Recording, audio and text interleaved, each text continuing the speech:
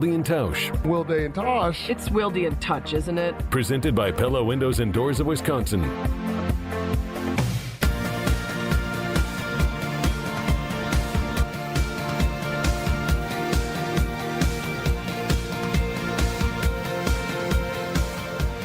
It is the Wednesday edition. Man, I'm in a good mood today. Jesse, you're not going to be able to bring me down with your negativity. Your gosh darn negativity. I got no negativity today. I don't know what you're talking about. Oh, that's a Wedding Crashers reference. Oh, yeah. When Owen Wilson has that big plan of posing as waiters to go to the ball or whatever that is. Edition. I'm in a good mood because there's no practice today. Still a jam-packed schedule, but it'll be nice not to be at practice for a day. We do have all three coordinators talking, though. I'm looking forward to that. I'm going to depart the show for a little bit, leave it in the capable hands of Jesse, our cousin sub of the day, and Homer. So what could possibly go wrong? Edition. Man, we've got a deep bench. How lucky are we, Jesse? We got this big-time, great storyteller, stream of consciousness, star of the show, but when he's not here, which is somewhat frequently, we've got such great cousin subs. And this one is doing his second tour of duty during the Tausch Summer Sabbatical edition. And we got to talk Matthew Golden. We got to talk about running laps. An interesting day yesterday at Packers Training Camp edition of Wilde and Tausch on 94.5 ESPN Milwaukee, 100.5 ESPN Madison, 1430 ESPN Beaver Dam, ESPNWisconsin.com, the ESPN app, your Alexa smart speaker, streaming live video, Twitter, Facebook, YouTube, and of course everything you need on the all-new, all-redesigned, all-free, all-customizable, so you can put Wilde and Tausch, just drag them right there, right in the first spot on the ESPN Wisconsin app, which you can find both in the Android and Apple app stores. I'm Jason Wilde in Green Bay. Jesse Nelson's in the Everlight Solar ESPN Madison studios. And from he is the epitome of Florida man. And we're so lucky to have him. I don't think he's at the farm today. I think he's in his normal spot. He is the future Packers Hall of Famer. How soon can we get that done, you think? Another year or two still? You haven't been retired that long. It's a good question. Out of my hands. It's out of my hands. I'm not on the committee. I'm not on the committee, but I'm on the case. I'll look into it for you. Yeah. It is the great Bryan Bulaga on Wilde and Tausch. Blue, how are you, buddy? I'm good. How are you? I'm great. I'm good. I'm great. There's no practice today. I know what you guys kind of feel like as players when you get to that. Now, they had Saturday off after 3 of the non-padded practices. Then I screwed it up because I was wrong. I thought, okay, 3 non-padded practices, day off, pads. Then a 4th no pads practice on Sunday. Monday was the first padded practice, and then we had another one yesterday. But when you would get to the first real true day off after pads, you were looking forward to that day. Was that a good day? That was a great day. It was a fantastic day because, normally what would happen was, there was a nice little establishment right by St. Norbert's dorms. It was called the Abbey. Just a nice little... Named after your wife, from what I understand. Yeah, named after my wife. Just a nice little local establishment that we knew after the first few padded days. We knew we had the day off. The guys, we'd meet up there and, maybe have a few soda pops. Just soda, only soda. Shirley Temple. Yeah. Mm-hmm. Yeah, and just would unwind a little bit and hang out because we knew we had the next day off. So we had to probably go in and do something, right? The day off is so, quotation marks day off. Right. Probably had to go do something.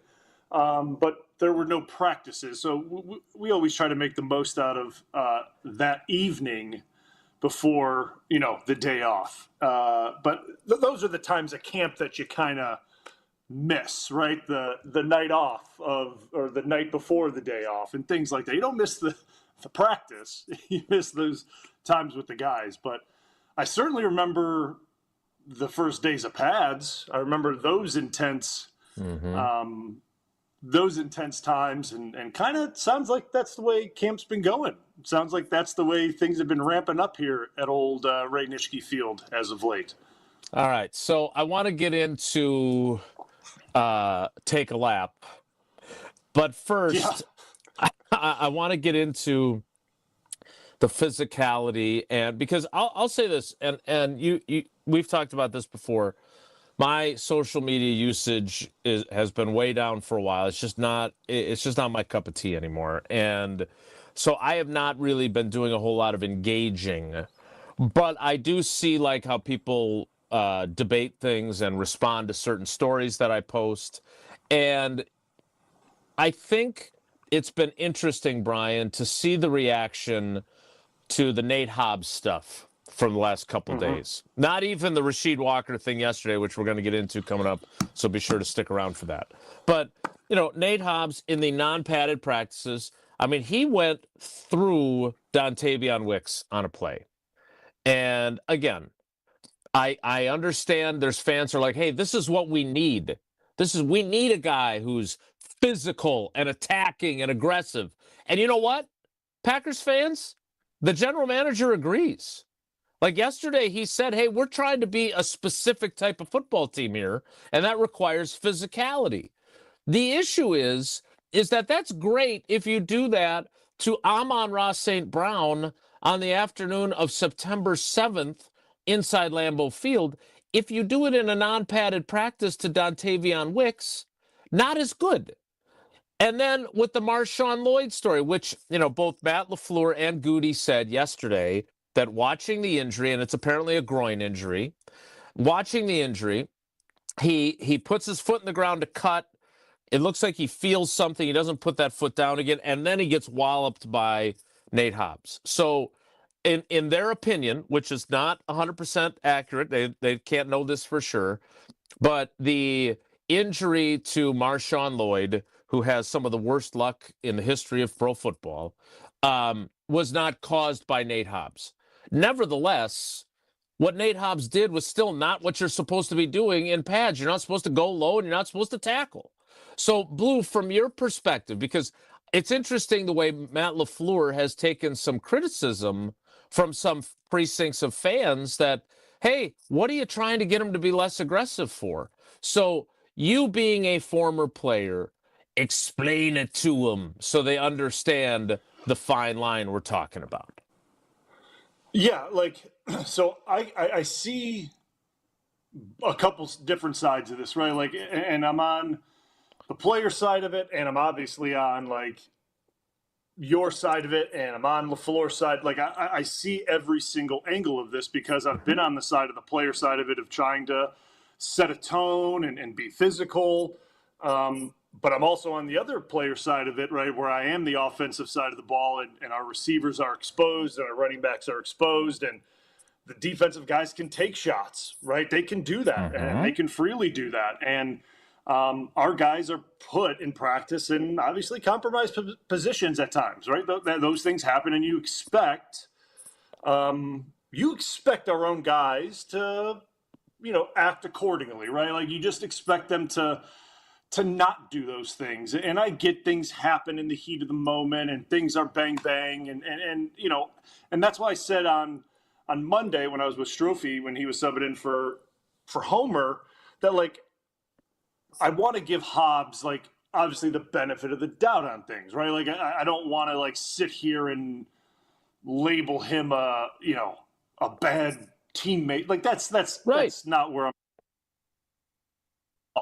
But for the people that want to jump on LaFleur and say, why are you trying to make him this way or that way? He's trying to protect the guys on the team. That's what, you don't go into training camp looking to get your own guys banged up. That's not the point of training camp, is to see if you can, get guys hurt in training camp and see if your receivers can take punishment or see if your running backs can figure out ways to evade low hits. in camp. Like, that's not what you're there for, right? Like, that's not part of the thing. And at this point in camp, as obviously you've been through a lot of these, running backs and receivers aren't really prepping for those things yet, right? Like, this is like putting pads on and the first few days of shells or helmet, whatever you call them now. That's not really a thing on their mind, right? They're looking for like up high thud or helmet to helmet contact. Like, those are things that they're prepared for. They're not ready for like low hits. Like, that's certainly not what they're looking for. And it's just a matter of trying to like look out for the guys on the team. That's what LaFleur's doing. Like, he wants to obviously have a physical football team.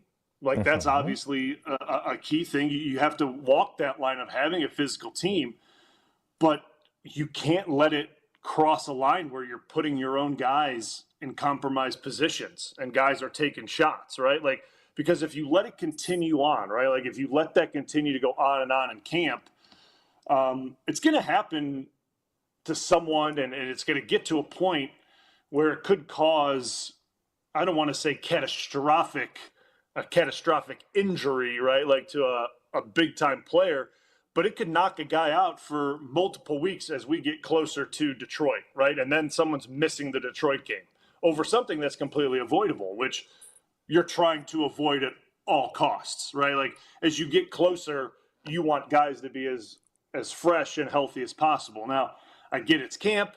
You can't, prevent that 100%. This is football. It's physical. It's all that. But guys just have to control themselves at times, right? Like, and that's really what it is. And it's an easy way to, try to prevent fights, because that's the easiest way that fights break out. Like, if you take a shot on a receiver, if you take a shot on a running back, if you take a shot on a tight end, linemen are going to go fight immediately. Because if you don't, we're hearing about it in our own line room. Like, I'm just saying that right now. If you see it on tape, one of our guys gets a shot taken on him and we don't go react, we're getting chewed out in the meeting room, and there could be something way less that happens the next day, and we're going to have to go react the next day, and then it's going to blow up out of proportion. So, there's just no need for it to escalate over time, and LaFleur's trying to get to that point where there can be good, clean practices that are very competitive, that are physical, but they don't get interrupted by things like this. And that's really where he's trying to go with this. Like, being tough and being a hard-nosed team and being just doing out of character things are two different things, right? Like fighting and taking certain types of shots on guys doesn't really show toughness. I know people may think that may show those things, but it doesn't. Like, some of the most physical teams that I were on, there were no camp fights. Guys knew how to practice. Guys knew the tempo of practices. One of the most professional guys that I ever went against was Julius Peppers. I can honestly say, in my times going against Julius, I never got in a camp scuffle with Julius Peppers at all. Never. I mean, never did I want to, for the love of God. But just in general, right? He knew how to practice, right? He was never going to do something that was way out of line. I was never going to do that to a guy like that. You just understood. You go hard in practice, and when it's time to draw that line, you stop and you go back to your huddle and you repeat. You just have to know when. And Julius was never going to take a cheap shot or do something crazy on a back or a receiver or a tight end. There's just a certain way you practice. And LaFleur's just trying to set that standard early, right? This is the time to do it. You set it early because there's a lot of practice left, not just in camp, but in the season, right? This is just the first week of camp, not even the regular season. So I just look at this as, let's get guys to practice the right way. I'm not saying anything about Hobbs. I love that he's physical, right? That sets a tone in the back end for opposing teams that those guys have to look out for, right? Between him and McKinney, those guys like to come up and hit. I love that. You want to have those guys back there that make receivers and tight ends think twice about going over the middle and things like that. That's all great stuff. And I really like that. I like that about Hobbs. I can appreciate that. it's just you don't need to do it on your own guys, right? Like you just don't need to do it on your own guys, and the running back position in particular, with Lloyd being hurt, like and I saw the quotes. Whether he did it before the hit, whether it happened after the hit, it doesn't matter to me. Like it's irrelevant in my point of view. We need healthy backs. Jacobs is eventually going to need like a game where he doesn't touch the ball 30 times or Right. 28 times. Like we're going to need a back that can come in and take 8 to 10 carries off of him from time to time. Like that just has to happen. And we need quality depth there. And we want Lloyd to be healthy. Like, I think he could be a talented guy in this league, but like his injury luck is just like, it's unfortunate. So like to see guys get hurt this early in camp, it's a bummer. And regardless if it was the hit or not, I don't care. We just don't need to put guys in that position. And that's really all I'm trying to get at. And that's, it has nothing to do, like, it could be Hobbs, it could be whoever, it doesn't matter. I just don't like to see those types of things at this point right now against our own guys. So Jesse's got what Goody said yesterday, and I want you to hear this because, again, it's not that I don't understand the fans' perspective because the general manager agrees with you. Like that, I've been a little surprised by, because this is, and maybe I shouldn't be, but there's nuance to this, and I live in a world of nuance in a world that is not particularly nuanced these days, right? You're either right or you're wrong. You're either brilliant or you're a blanket idiot, right? So, and so I, like you, I see both sides, but I couldn't agree more with the idea that if these guys are going to get to where they want to go, they got to be more, for lack of a better term, badass. Because you know what the Detroit Lions are? You know what the San Francisco 49ers are? They're badasses. The Baltimore Ravens, right? Like there is a brand for those teams. That is not the Packers brand. And so here's what Goody said yesterday when he was asked, because and I wasn't in there because I was doing the show with Joe Thomas, but the way it was transcribed was that Ted wouldn't have liked seeing Hobbs light up Wicks and Lloyd because you know Ted, he wanted guys to be in bubble wrap all summer so they could get to the season. Goody, a little bit different. Here's what he said. Good. I think, the intensity was really good. I think it was hot, as you guys know, it was hot out there, and I think sometimes that can drain you, so we'll see how they come back today.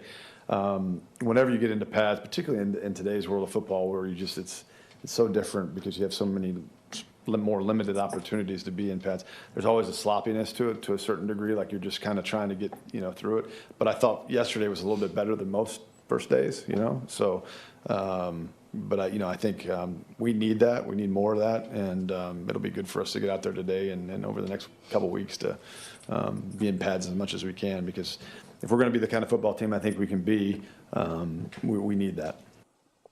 So it was something else that he said, and I'm going to read that to you so you hear this, Brian, because this is what I thought was really interesting.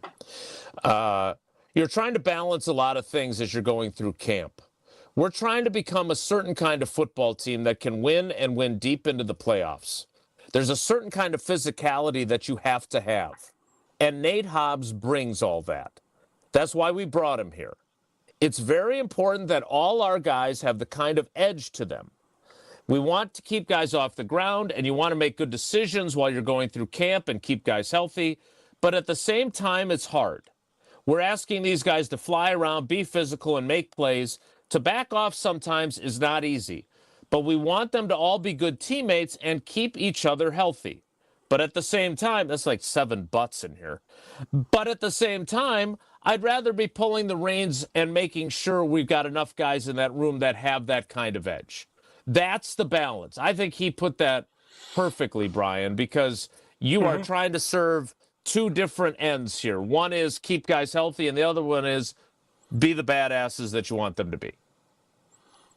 Yeah. Well, I mean, and what that comes down to is like that the general manager, the head coach, I mean, they can talk to these guys all they want. They can say what they want. It's the policing of the players that have to do that within each other, right? Like that doesn't get done like Goody can say that, and like, you know, and he wants that line walked tightly, and I know Matt, obviously he's come out and said he's had the conversation. Hobbs has said he's had the conversation. He obviously got after guys, which I'm sure we're going to get into after the practice the other day. Like, they could all do that, and that's fine. But that's a thing that gets policed within the locker room, right? And gets done within the guys on the practice field. Like that's the only way that takes care of itself, is with guys on the field understanding how to practice.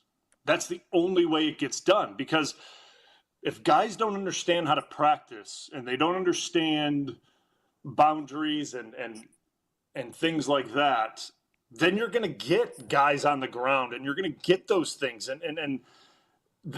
Then it becomes blurry of what is trying to be physical and then what's sloppy and what's like, and that's not good.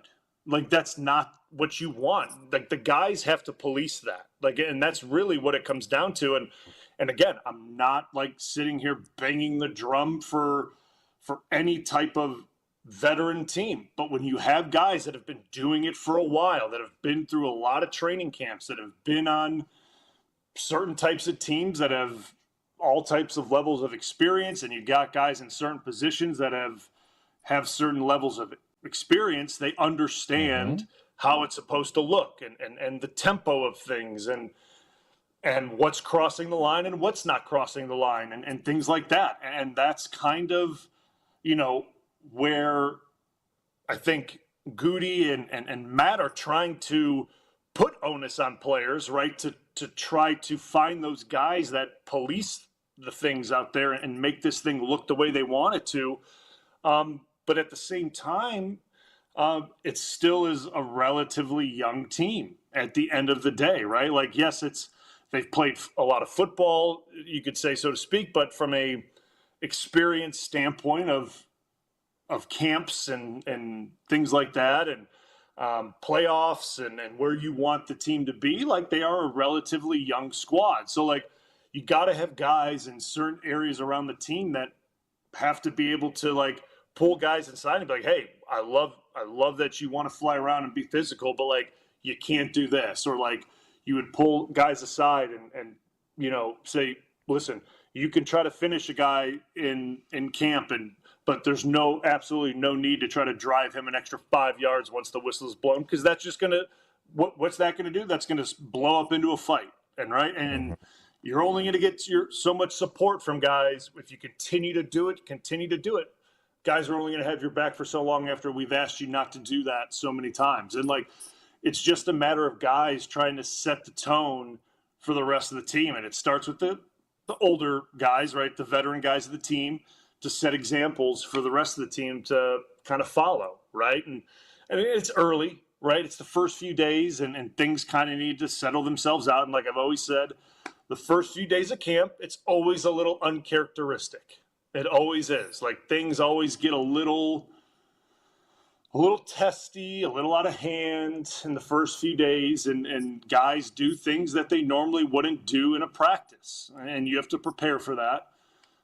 You just have to hope that things kind of level themselves out as camp goes on, and that's really all you can hope for. And as that happens, you just hope no injuries that come from that type of, you know, overly aggressive type nature happen. Like, you may think it sounds soft. It's not. Like, I'm not saying you go out there and two-hand touch people. Like, I'm talking about, like, what we just talked about, not going low on players, not taking shots on receivers that are exposed, or tight ends that are exposed that aren't looking, and things like that. Like, there's ways to go about being physical without, you know, ripping the ribs out of receivers and doing things like that during a camp practice. Like, there's just ways to do it, and protecting your guys, but still showing that edge that you need to build going into a season. And they just have to find that, right? Like, they just have to find that way to practice as camp moves on. And that's really the best way I can put it. And it's easier said than done, right? It is. It's easier said than done. I had to learn how to do it. I learned it. Obviously, I had great guys to learn from. You learn from guys that you watch practice and how they do things and what causes reactions, right? Like what is not okay and what is okay. And you see how things go. And it's not just from an offensive side of the ball. Like you see the way defensive guys react when something's not okay when offensive guys do it. So you understand the give and take during camp to make sure practice, flows the way it should. Everyone's getting their work in. And it's what the coaches, need and want out of the team at the end of the day. And guys are getting their work too. So it's a delicate line to balance and kind of tiptoe around, but you got to figure it out, man. Like that's part of this gig. You just can't go in there and just start ripping each other's heads off. Like that's not, you can't do it. It's not the way it goes. Like join practice, go at it, have fun. You got another team, go at it, enjoy yourself, right? Like make the coaches make them physically like get in there with the two coaches and set us like, hey, we're not doing this. We're not doing make them do that for your own guys.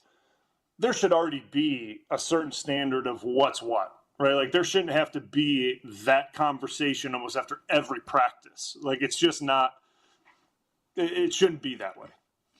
All right, we need to hear from Tausch on Pella Windows and Doors of Wisconsin, and then I want to get into what happened in one of these physicality type moments and after the play situation between JJ Enagbare and Rasheed Walker, which was interesting on multiple levels, and I want to get Brian's thoughts on that coming up. We will do that after we hear from Tausch about Pella Windows and Doors of Wisconsin with Bryan Bulaga, our cousin sub of the day. Cousin subs, we believe in better. It's Wilde and Tausch. ESPN Wisconsin's Mark Tauscher for Pella Windows and Doors of Wisconsin. For windows with the strongest resilience, you need the Pella Experience. The Pella Experience Center lets you see, feel, open, close, and compare dozens of windows and door options from 7 different Pella lines, all side by side. Stop by soon because if you order by July 31st, you can get 0 interest for up to 5 years. Certain restrictions do apply. Visit the Pella Experience Center in Brookfield or schedule your free in-home consultation today at PellaWI.com. Wilde and Tausch is presented by Pella Windows and Doors of Wisconsin. Call Gina Della from Pella at 855-PELLA-WI or visit online at PellaWI.com/radio. Brew Crew Tuesdays are back on August 5th. Turio sends it deep to left, and there she goes! Catch the Brewers on local TV as they battle the Atlanta Braves. And Yelich launches one deep right center field. Forget about it. Oh my goodness, third deck. This edition of Brew Crew Tuesdays is presented by Pella Windows and Doors of Wisconsin. Tune in August 5th at 6:15 on Fox 6 in Milwaukee or check your local listings to watch the game. Here in Wisconsin, one name is synonymous with fantastic frozen pizza, Palermo's. For almost 60 years, Palermo's has focused on feeding Wisconsin families. And though Palermo's has grown a lot since 1964, they're still family-owned. They're still proud to call Milwaukee home. And they're still committed to making the best frozen pizza possible. From their new and improved rising crust pizzas to their guilt-free Primo thin pies, Palermo's has a delicious slice for every appetite. Find Palermo's in your local grocer's freezer food aisle. Palermo's, flavor is our family's business. Turn those hoop dreams into reality with Precision Sports, your one-stop shop in southeastern Wisconsin for Mega Slam, Ironclad, and Dominator basketball hoop systems. Installation of new or old hoops and completely customizable painted court lines. PrecisionSportsOnline.com. It's Jason Wilde from Wilde and Tausch. Upgrade your industrial supply services with Lakeland Supply, your trusted ISO certified partner for custom packaging, shipping supplies, janitorial, and safety supply solutions. With over 40 years of industry excellence, Lakeland Supply is a proven one-stop source with over 95% of their products made in the U.S., and they treat their customers like family. Personalized service with a national reach. That's what Lakeland Supply does. Visit LakelandSupply.com to discover how they can make your business better. WTMJ's Brandon Snide for Wisconsin Harley-Davidson. Are you ready for another great ride? Wisconsin Harley-Davidson has you covered. Join them this Saturday for the 28th annual Waukesha Sheriff's K9 Ride. Take a great ride courtesy of the Sheriff's Department with your final destination being at Wisconsin Harley-Davidson. Enjoy music from the Potentials, the K9 demo, food, and so much more. A great day supporting our law enforcement. All info can be found at WISHD.com or find them on Facebook under their events. Wisconsin Harley-Davidson, your destination dealer. Mark Tauscher here, and these days I am sleeping better than ever. I am so thankful I met with the great team at Advent to help solve my sleeping problems. The Advent team is so great to work with, and their consultations are very informative. The Advent team listened to my struggles, and rather than forcing a surgery, they helped me find the best solution for a better night's sleep. My family and I are so thankful the solutions from Advent worked. To see how they can help you with snoring, sleep apnea, and nasal breathing problems, go to adventknows.com, because Advent knows when you breathe well, you live better. It's Brad Nortman from KBN. The Wisconsin State Fair kicks off this Thursday, and you can catch Kyle Bruston Nortman broadcasting live from the Bank 59 Amphitheater on opening day. The Bank 59 Amphitheater is the largest free stage at State Fair. Bringing this great free entertainment to fairgoers is just another way that Bank 59 serves their mission to make lives better. So come join us on opening day this Thursday from 2 to 5 as KBN broadcasts live from the Bank 59 Amphitheater. Learn more about Bank 59 at bank59.com. Member FDIC.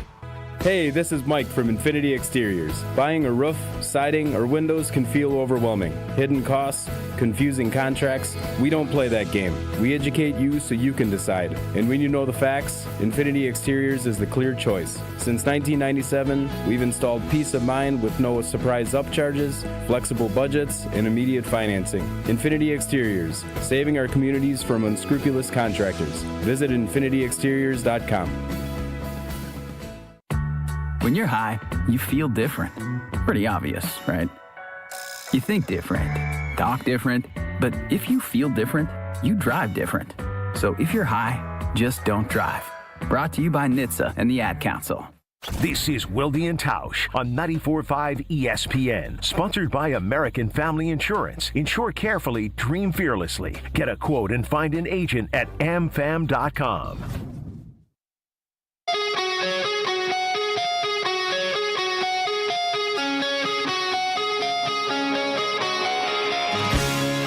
All right, we'll get to Rasheed Walker having to take a lap, but not by himself, which is, me being a soft and loving connectivity and team chemistry and thinking that's really important. Thought it was a really neat moment. We'll get to that coming up, but let's get to a quick text message on the Carbless Talkin' text line. This is more. Jesse, what do you got? This is from Grant in Madison. Is this, the physicality, becoming an issue at practice because of the lack of veteran leadership with all the young guys? So that's an interesting question, Brian. I'm going to let you take it because you're the one who's played in the league. I did hear something yesterday that I did think was a little bit too far off for being careful. And that was Tucker Kraft told us that he's not allowed to stiff arm guys in practice. I don't remember that being the case previously. Now, again, I don't know if I don't have any reason to think Tucker's not telling the truth. But stiff arm feels like something that you kind of have to use sometimes.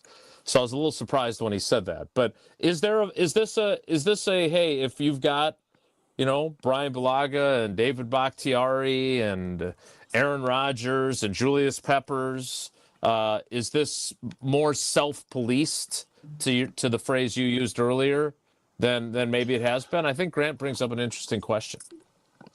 Yeah, I mean, he does. I mean, he kind of makes the point a little bit within the question, because I think that helps when it gets into these certain situations in camp. Like when there is a somewhat of a scuffle or something does happen, right? And that does happen. Normally what happens after that is veteran guys from both sides normally end up stepping in and having a conversation with the guys in his own unit, right? Offense or defense, and kind of being like, all right, like that's like we can't, like that's the end of that. Like we actually need to get to work here. So like we can't be doing that. And they kind of set lines and boundaries, and the practice goes on, right? Like, and it's not that anyone's advocating for not being physical. Like I continue to say there's a difference between physical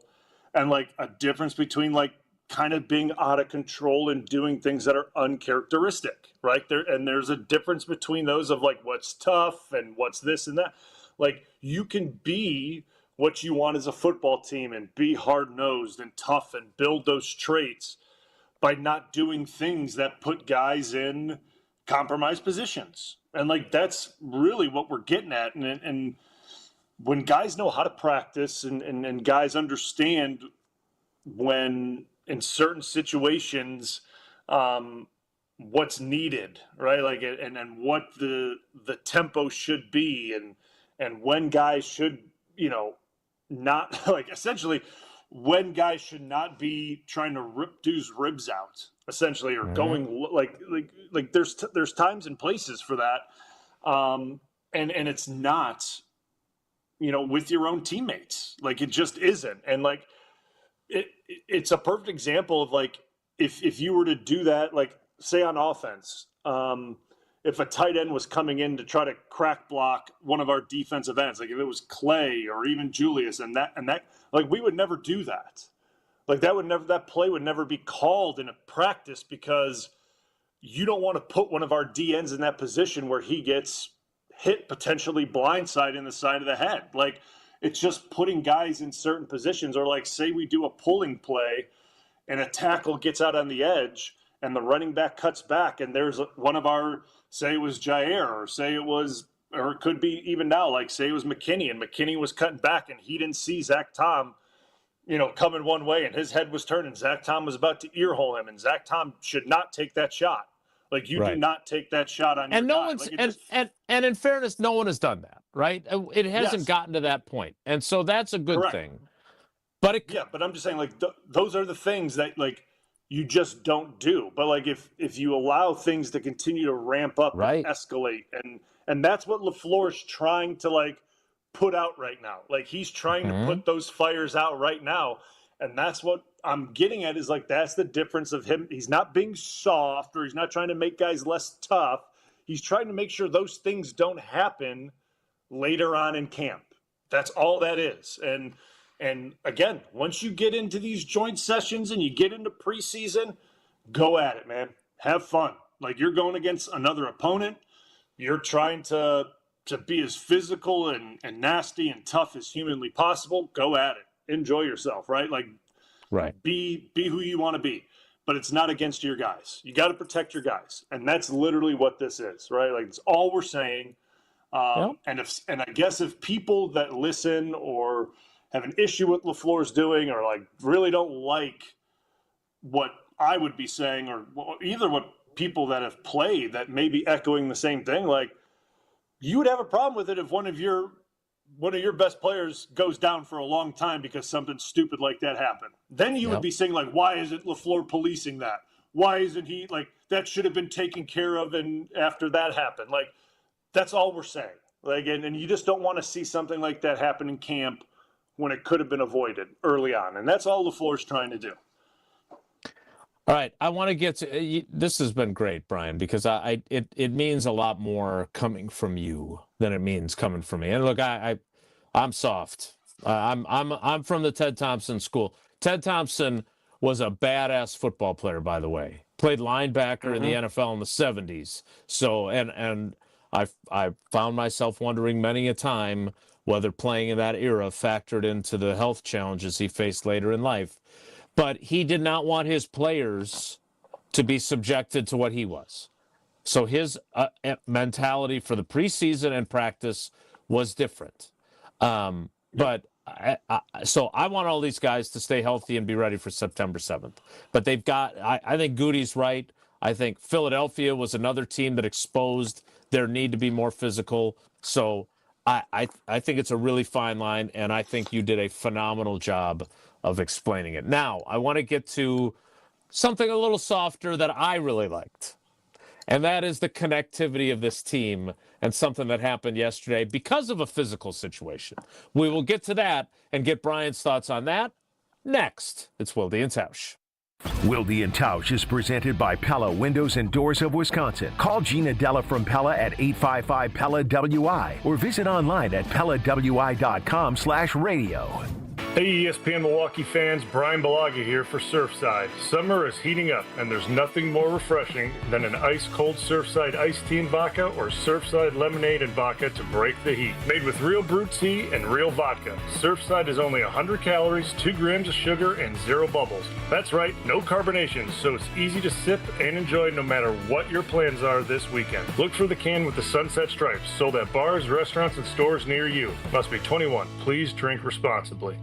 It's ESPN Wisconsin's Ben Bruss talking about our friends at Road America, America's national park of speed. Get out of your house this summer and go to Road America, located conveniently between Green Bay and Milwaukee and Elkhart Lake. Come see a race at the legendary 4-mile, 14-turn road circuit that has hosted some of the best races since 1955. Motul Sports Car Grand Prix featuring IMSA is up next on July 30th through the 1st of August. Camp on site all weekend and enjoy free admission for kids 16 and under with a paying adult at the gate. Come for the experience and stay for the race. Get your tickets at roadamerica.com.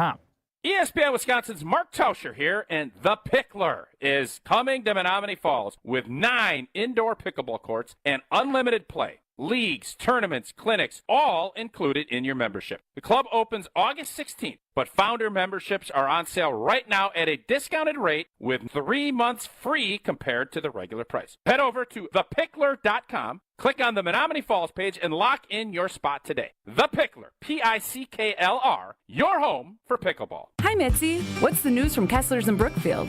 Everything's smooth like butter. We're all just marching to the beat of the big bass drum. That sounds like fun. Your email said you wanted to talk about 32 things. What are they?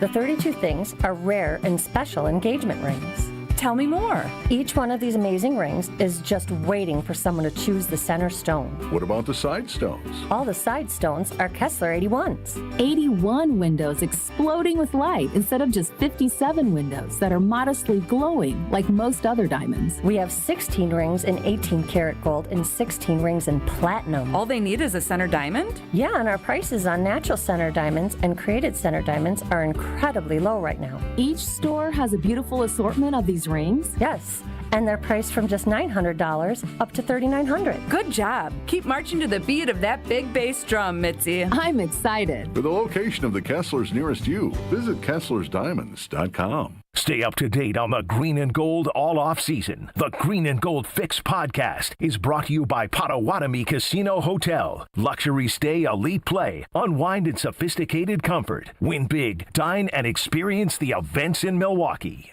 Windows, windows, windows. You hear all about everyone's windows and how theirs are the greatest. I'll tell you, our windows are the best as well. Hi, I'm Eric Brown, owner of Siding Unlimited, and I'm right there with you. We've taken the most trusted brand in windows, Pella, and paired them with such an outstanding business that we will deliver results to you at your home. Siding Unlimited has won Pella's prestigious 5-time Pella Platinum Premier National Contractor of the Year award. Siding Unlimited is the company to install your new windows.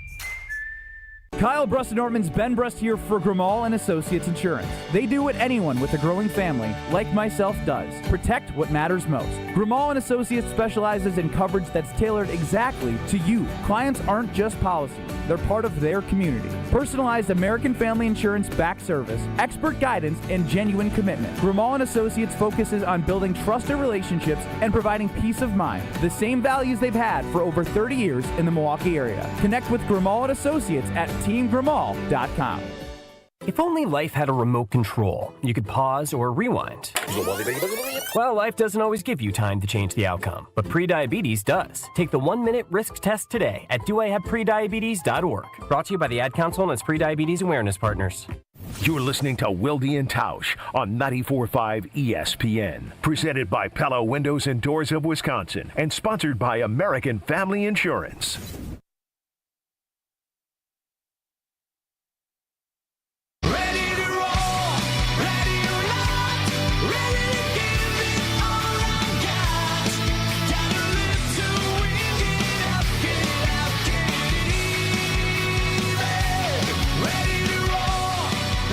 All right, so Toward the end of practice yesterday, 11 on 11 period, Rasheed Walker is blocking J.J. Enigbare. And it goes a little past the whistle, and they get into it a little bit. And then Enigbare starts to disengage, and Sheed put him in the ground. I mean, it was more physical than it should have been. And LaFleur was more pissed about that than he was about the Hobbs thing because it was after the play, right? That's when coaches really get irritated. And so he delivers an expletive or two and tells him he's got to run a lap. Now, I heard there were more than 2 expletives from the old ball coach yesterday. Yeah, then there was some more in the huddle afterward when he got after them further about taking care of each other.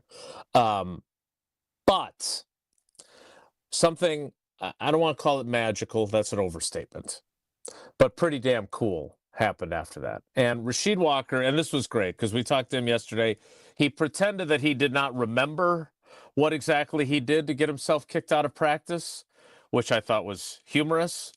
But as Matt LaFleur is getting after him and he says, take a lap, Rasheed's like, what?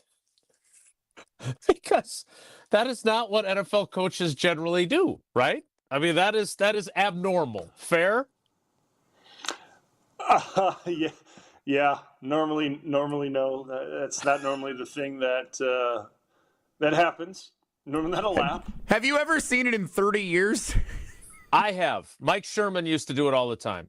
Tausch will tell you when he gets back from his summer sabbatical that I think he even did it for like penalties. Like if you got like a false start, you had to run to the fence and back while someone else took your spot in the line. Yeah, when we would have a stint during camp when the O-line was jumping off sides a lot, Campy would make us do a sprint to the opposite end of the field and back. But it wasn't like a lap around the field. You know what I mean? Like it wasn't like a full blown lap around. Like he would make us go down like down and back. Mm-hmm. But it wasn't like a lap of shame, so to speak. A lap of shame. That's such a great line. So here's the thing. So here's what happens. So Sheed is like confused for a moment. Like he doesn't start running right away. And Josh Jacobs grabs him and he's like, let's go. And Josh Jacobs and Tucker Kraft and Jordan Morgan and Elton Jenkins and Zach Tom and Sean Ryan, all guys that were on the field at the time of this thing, go and run with him. Now, you have to understand something from my perspective. Maybe other people didn't feel this way, but my favorite show is Ted Lasso, which will not come as a surprise to people. Like, I am wired like this guy right here. This is me, okay? Mm-hmm. I obviously do not coach at the NFL level, but all the coaching I do, I think it's so important, connectivity and caring about each other. I do believe that matters. Not as much as other things may matter, but I do believe that matters. And this moment was such a cool thing. And talking to the guys afterward was such a cool thing. And what my favorite part of this, and I used it as my lead of my story on channel3000.com, was when I asked Josh Jacobs and Zach Tom why they did it, they both looked at me like, well, that's a stupid question. Why wouldn't I do it? Right?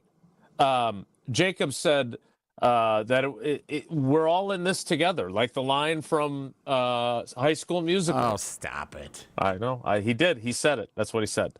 Sean Ryan said, one of us runs, we all run. And Zach Tom said the same thing. Like, we didn't want him to be out there running alone. And so, Brian, you're the one who played in the league for over a decade. I'm the one who's soft as Charmin. Tell me if I'm wrong to think that this was an important moment and a really cool moment for a bunch of guys showing how much they care about each other. Yeah, I mean, I think it's a good sign of solidarity between the group, and regardless if you think that whether Rasheed was in the wrong or not, right? I mean, like, that's regardless of that, right? Like, and probably was stupid to bury your own guy after the whistle. Like, again, like, just no doubt. What's the point of that? Like, come on. Like, it's just, again, I probably would have, I mean, I know that he's legitimately in a position battle, right? Like, he's Correct. literally in a job fight. So, like, for him and his mentality, like, every little thing is, like, matters to him. So, like, I'm not giving him, like, a pass of doing, like, you know, something that you shouldn't do, but, like, he's in a very, like, obviously high, like, intensity, he's in a different state than a lot of guys that just got paid a lot of money. Like, it's he's in a different, situation. But regardless of that, I think it's a good sign of, like, solidarity that guys have his back. And, like, regardless of people saw what happened or what took place, right? If Jacob saw it, obviously, if Sean Ryan and Tom and those guys were on the field with him, they probably did not see what took place anyway. They may, at the end of the day, thought could have been in the wrong, right? Like, maybe, like, sure, that didn't matter at the time. Josh Jacobs, Brian, Josh Jacobs flat out said he was wrong. He shouldn't have done that.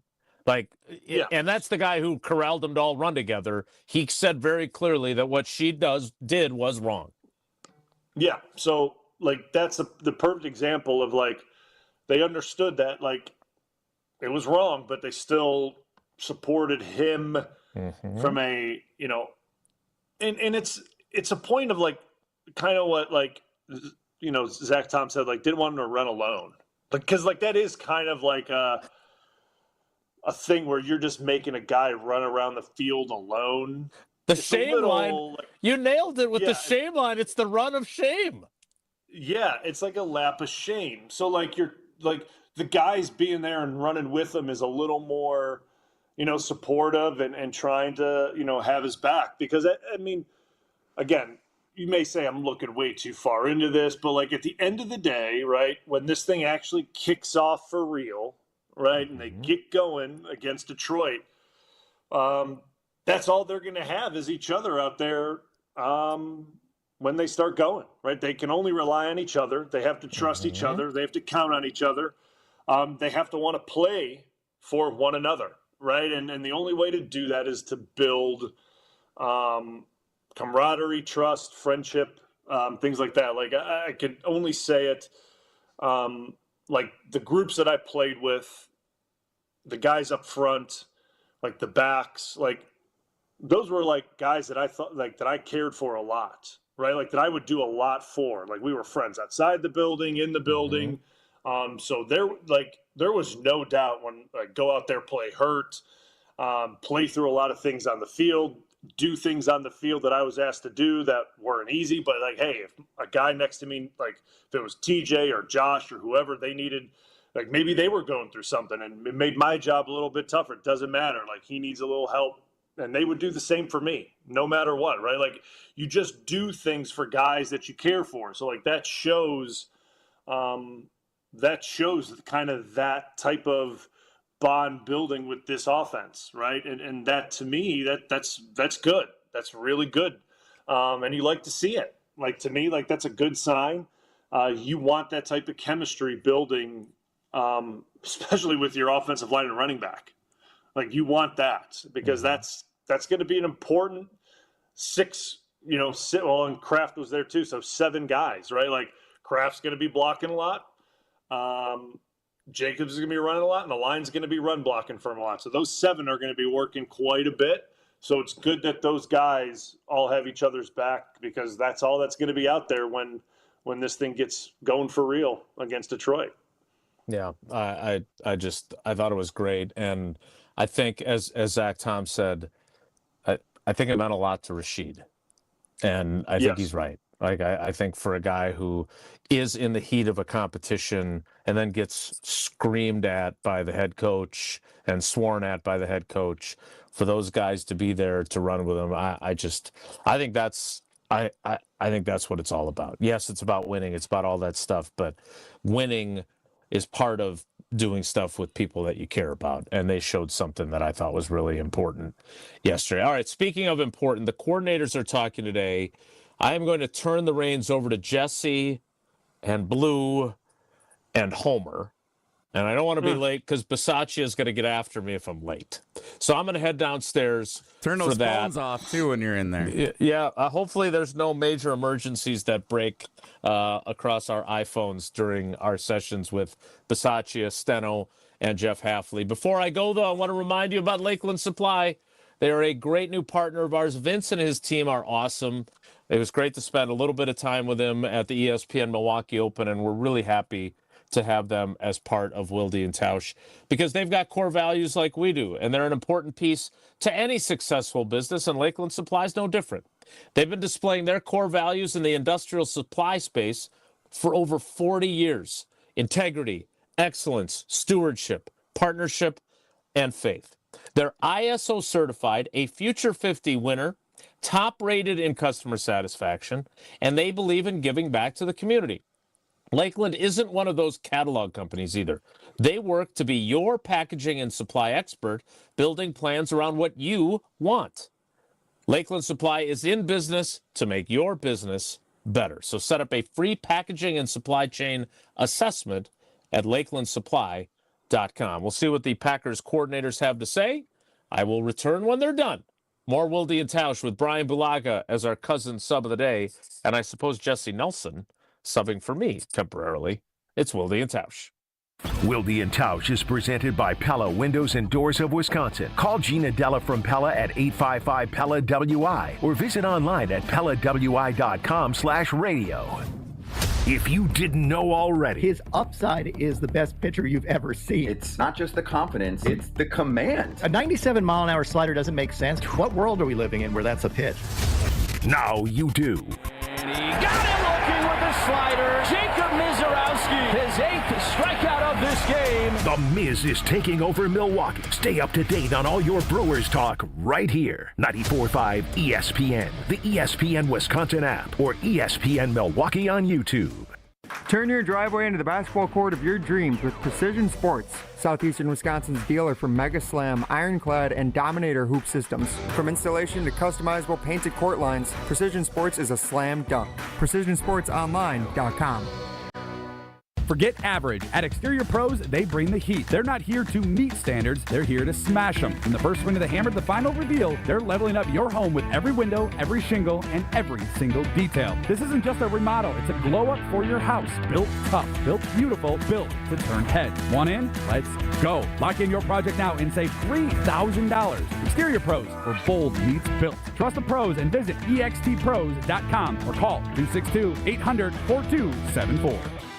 Kevin Moret here for Mentality. Listen up, gentlemen. You're fighting an unfair battle. Studies show testosterone levels in men have plummeted by 25% in just 2 decades. That's why you're struggling with energy, muscle, and drive. But here's a game changer. Mentality's FDA-approved treatments boost testosterone by 30% on average. Imagine reclaiming the vitality your grandfathers had. Picture turning heads, dominating your career, and feeling unstoppable again. Don't settle for today's normal. Seize the day at mentalityhealth.com/radio. That's mentalityhealth.com/radio. And ESPN Radio Extra Point with Joe Fortenbaugh. Here's the jam that Cleveland's in. Say you want to open the season slow. Let's go with Joe Flacco, 5, 6, 7 games, maybe like what the Giants do with Russell Wilson in New York, and then we'll eventually turn it over to them. Fine. Here's where it gets complicated. If Cleveland stinks this year, they're going to be in a position to strike early in the draft with a loaded QB class. Cleveland, by the way, sitting on multiple first-round picks, I believe. You're going to be in primo position to get a great quarterback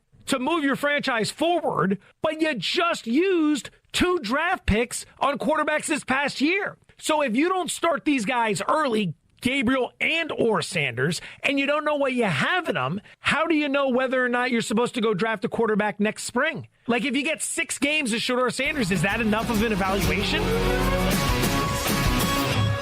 Actual price will depend on product and subscription plan. Featured products are compounded drug products, which the FDA does not approve or verify for safety, effectiveness, or quality. Prescription products require an online consultation with a healthcare provider who will determine if appropriate. See website for details, restrictions, and important safety information. Want a boost in and out of the bedroom? Hims has you covered. Introducing a new 2-in-1 approach to level up your game. Tadalafil for better bedroom performance and zinc for testosterone support. Put it all together and you've got what you need to turn things all the way up. Getting started is simple. Just go to hims.com/joy to start your free online visit. Through Hims, you can access ED treatments including pills, chews, and more. 100% online.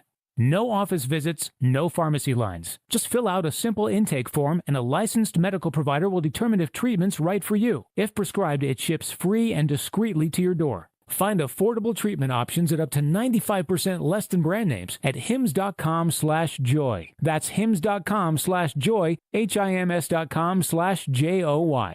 Don't you wish your life came with a warning app? That dog does not want to be petted. Well, life doesn't always give you time to change the outcome, but prediabetes does. Take the 1-minute test today at doihaveprediabetes.org. Brought to you by the Ad Council and its Prediabetes Awareness Partners. You're listening to Wilde and Tausch on 94.5 ESPN. Presented by Pella Windows and Doors of Wisconsin and sponsored by American Family Insurance.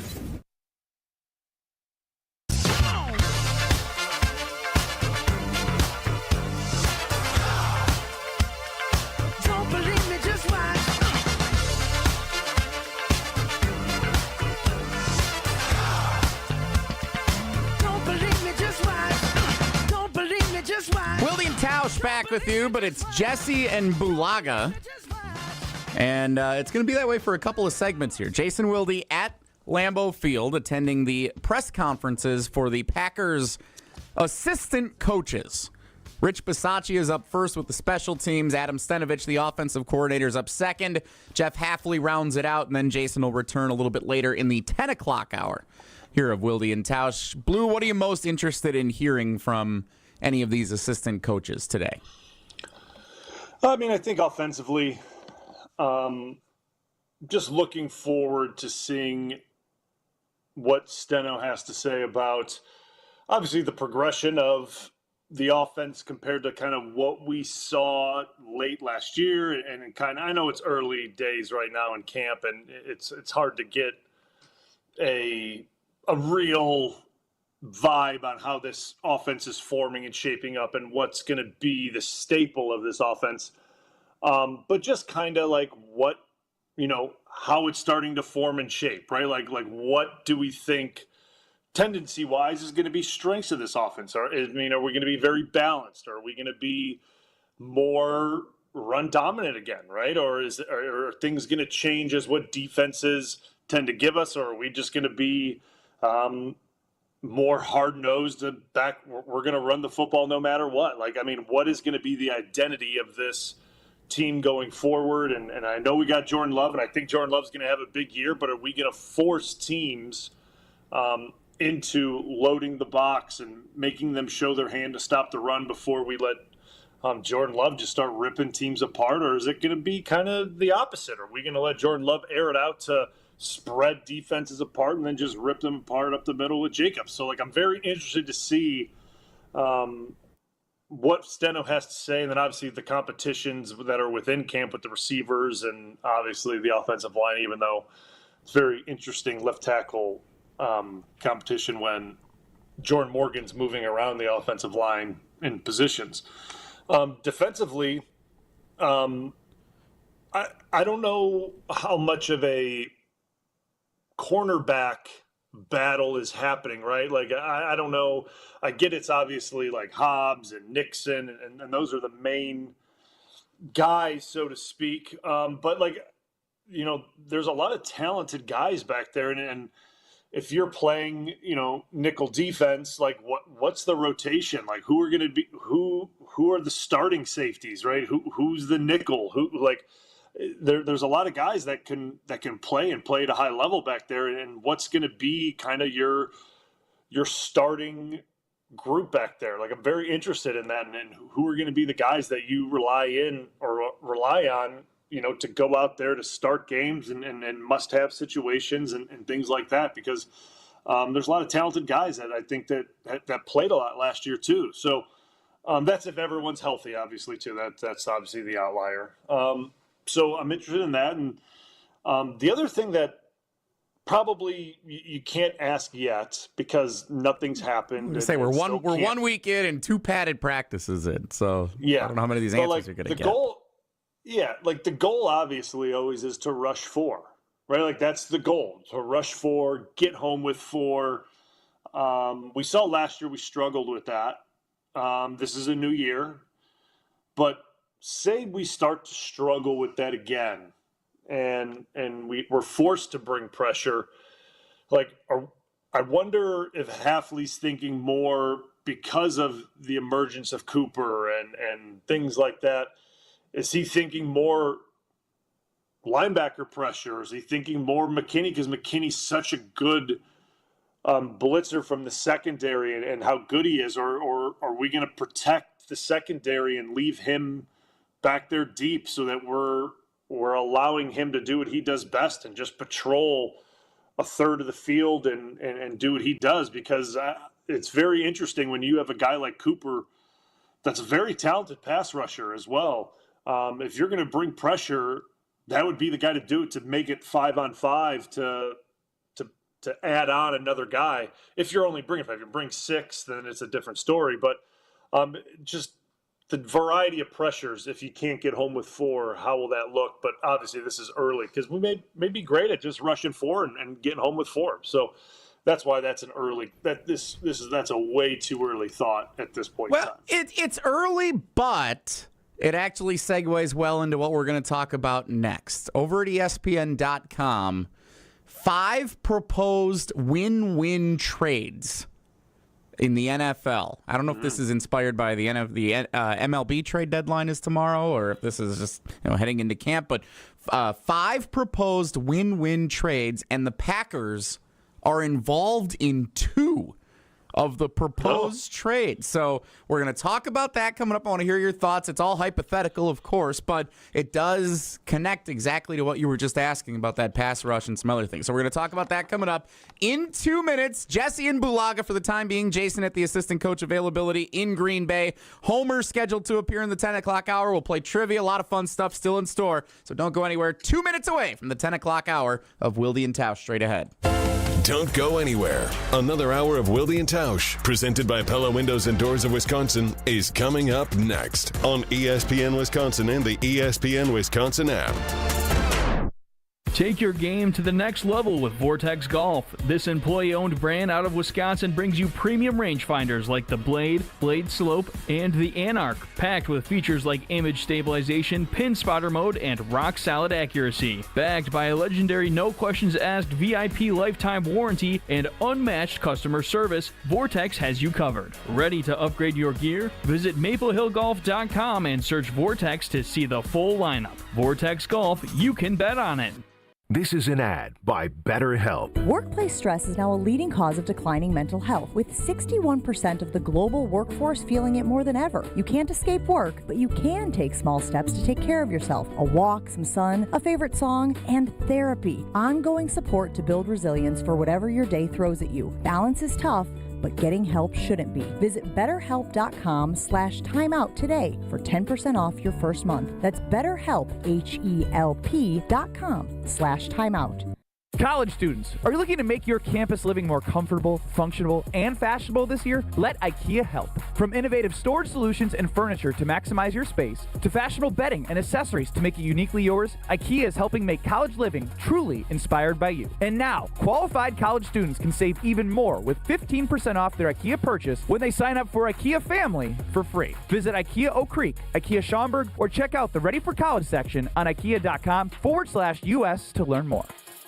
Hey Wisconsin, it's Mark Tauscher, and UW Credit Union and I love all things Wisconsin, especially the Wisconsin State Fair. And now, UW Credit Union's helping you enjoy it for free. Just open a new rewards checking account at any UW Credit Union branch in the Milwaukee area by August 1st, and you'll get a free 4-pack of Wisconsin State Fair tickets. For details, visit a Milwaukee area UW Credit Union branch or go online to uwcu.org/statefair. Federally insured by NCUA. Terms apply. Gabe Neitzel here. Catch Jen, Gabe, and Chewy mornings 7 to 9 on 94.5 ESPN, WKTI, and WKTI HD, Milwaukee. A locally owned Good Karma brand station.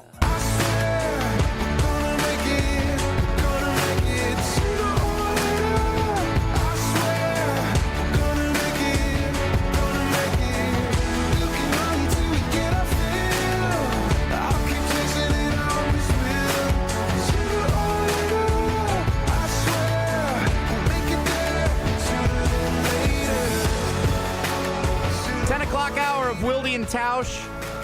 Temporarily, Jesse and Bulaga. Hopefully you're not too disappointed in that. Bulaga's pretty great. I don't know about me. I know how you all feel about me. Homer is scheduled to appear coming up in the next segment. What a twist. Bulaga gets to interview Homer.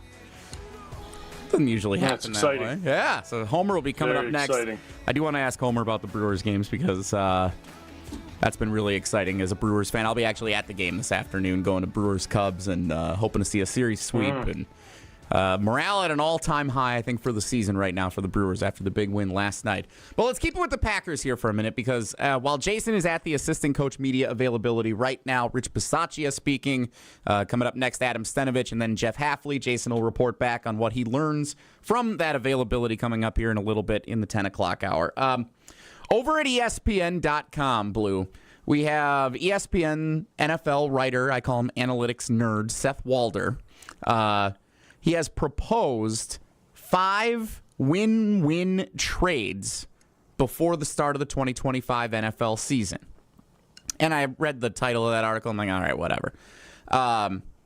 But then I saw 2 of them involve the Green Bay Packers, and I thought, that's interesting. So I decided to do a little reading, and here's what we find. So the first proposed trade that Seth Walder says is a win-win for both teams that makes so much sense before the 2025 season. Packers boost their pass rush. You were just talking about this and what you want to learn from Jeff Hafley. Packers boost the pass rush by acquiring edge rusher Kayvon Thibodeau from the New York Giants in exchange for a 2026 second-round pick. A second-rounder to the Giants for Kayvon Thibodeau, who, again, was a first-round pick a couple of years ago, but the Giants have an abundance of pass rushers. The Packers, arguably, do not. The Packers are in win-now mode. The Giants are not. And so if you're concerned about Rashawn Gary, Lucas Van Ness, Inigbare, probably not expecting a ton from Baron Sorrell in year 1 as a day 3 pick, go get a proven edge rusher that could help support that cast this season for a second-round pick next year. What do you say, General Manager Bryan Bulaga Kunst?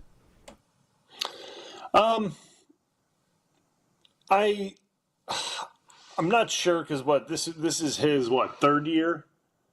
I believe it's his 3rd season. Yes, I think he was a draft pick 2 years ago. Yeah. Yeah, so it's his 3rd season. So then after this season, I'm sorry, he's going into his 4th. Going into his 4th. He's played 3 seasons. Oh, yeah.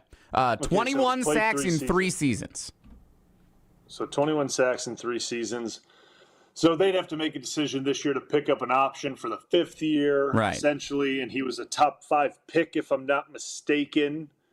So they would have to make a decision, and giving up a second-round pick, they would definitely be picking up that 5th year option, knowing the way Green Bay works, because they got to find the value in that. And I think he played better last year than he has, right? Like, it's like he's slowly starting to figure out his footing in this league. Yeah. As a pass rusher. One of the numbers here, 16% pass rush win rate at edge. It's essentially average for a starter at that position in the league. Yeah. I'm just not sure. I'm not sure I love that. Right, the overall, I'm just not sure, because I think Green Bay does such a good job with their second-round picks that like the value is just there, right? Because then you're picking up that option. That's a lot of cash. You're giving up the second-round pick. I'm not loving it.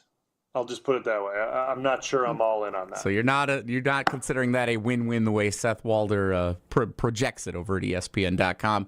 Well, then you're probably not going to like the second one because it is related to the first one. So to help mitigate the cost of acquiring Kayvon Thibodeau from the New York Giants, the second trade proposal from ESPN NFL writer Seth Walder says that the Green Bay Packers send wide receiver Dontavian Wicks to the Arizona Cardinals in exchange for a 4th-round pick next year. The Cardinals are looking for a wide receiver. The Packers obviously have a lot of them and probably too many than they'll know what to do with come regular season time. You trade Wicks for essentially a 4th-round pick is basically where you took him. Helps mitigate costs if the Packers were to acquire another player like Kayvon Thibodeau. What say you, Bryan Bulaga? No, I don't like that either. I knew you wouldn't. Once you said no to the first one, I'm like, well, then the second one's not going to make any sense. Yeah, I don't necessarily like that either. I think I'd rather keep the player. You have the player under contract for 2 more years. This year and next year. I would rather keep the player. I mean, that's just my thought on it. Because then you take a look at, because like I always like one in and one out, but then you get the 4th-round pick, and then it's what you do with that pick, and you package that to maybe move up or do something like there's a lot that you can look at what you do with that pick, but that's all later in the future and what happens with that. Right now you have a player that I think can be very useful and I think is a good player. So just keep the player and continue to let him develop and be self-motivated to be the best version of himself in this offense. Like that to me is like what I would do. And I don't think Wicks is going to go anywhere. That's just my opinion. I could be wrong, but I don't see him as someone that is on the block currently. No, I don't think so either. So, again, these were trade proposals from Seth Walder. Win-win for both sides. And Bulaga says 0 for 2 on the proposals that involve the Green Bay Packers. You can check it out. Read more over at ESPN.com if you so choose. Seems like Bulaga is generally disinterested in it after dismissing both trades. So, your choice whether you want to go check out more on that or not. 844-770-3776, the Carbless ESPN Wisconsin talk and text line. This is more. Coming up next, we're going to talk with Homer, Stephen the Homer True, host of the Homer Hour, weekdays 5 to 6 on ESPN Wisconsin. He is coming up next in a twist. Usually Homer has Bryan on his show a couple of times a week. Now Bryan, filling in as the cousin sub of the day for Tausch, is going to have Homer on this show. So we'll talk with Homer coming up next. Jason continues his time at Lambeau Field at Packers assistant coach media availability. He'll report back on what he learned coming up in a little bit. Homer is scheduled to appear next on Wilde and Tausch after we hear from Tausch telling us about the ice-cold Blue Mountains of Coors Light. Stick around. It's Wilde and Tausch. Mark Tauscher here for the Blue Mountains of cold, refreshing Coors Light. Whether you're tailgating pregame, enjoying your experience during the game, celebrating a big win after the game, or you just need a moment to chill, crack open a Rocky Mountain Cold Coors Light. Coors Light is brewed with a 3-step cold process: cold lager, cold filtered, and cold packaged, so it's actually made to chill. The mountains on Coors Light's cold activated bottles and cans turn blue when chilled to perfection, which, besides the refreshing taste, is my favorite thing about drinking Coors Light. Refreshingly cold and only 102 calories, Coors Light is made to chill. Celebrate responsibly. Coors Brewing Company, Golden, Colorado. This is Wilde and Tausch. Wilde and Tausch is presented by Pella Windows and Doors of Wisconsin. Call Gina Della from Pella at 855-PELLA-WI or visit online at PellaWI.com/radio. Get your golf fix every Tuesday night at 6 with On the Tee. Like, Spieth is probably going to, embarrass me at some point. The hell do you know? Shut up and carry the bag. Join Gabe Neitzel and Stephen Watson as they dissect all things pro golf and tell the tales of their own golfing journeys in Wisconsin. I think it's golf in its purest form, and I think it should bookend the golf season. Go On the Tee with Gabe and Stephen, sponsored by Majestic Oaks at Lake Lawn Resort and Gruber Law Offices. Tuesday nights at 6 on 94.5 ESPN and ESPN Milwaukee on YouTube.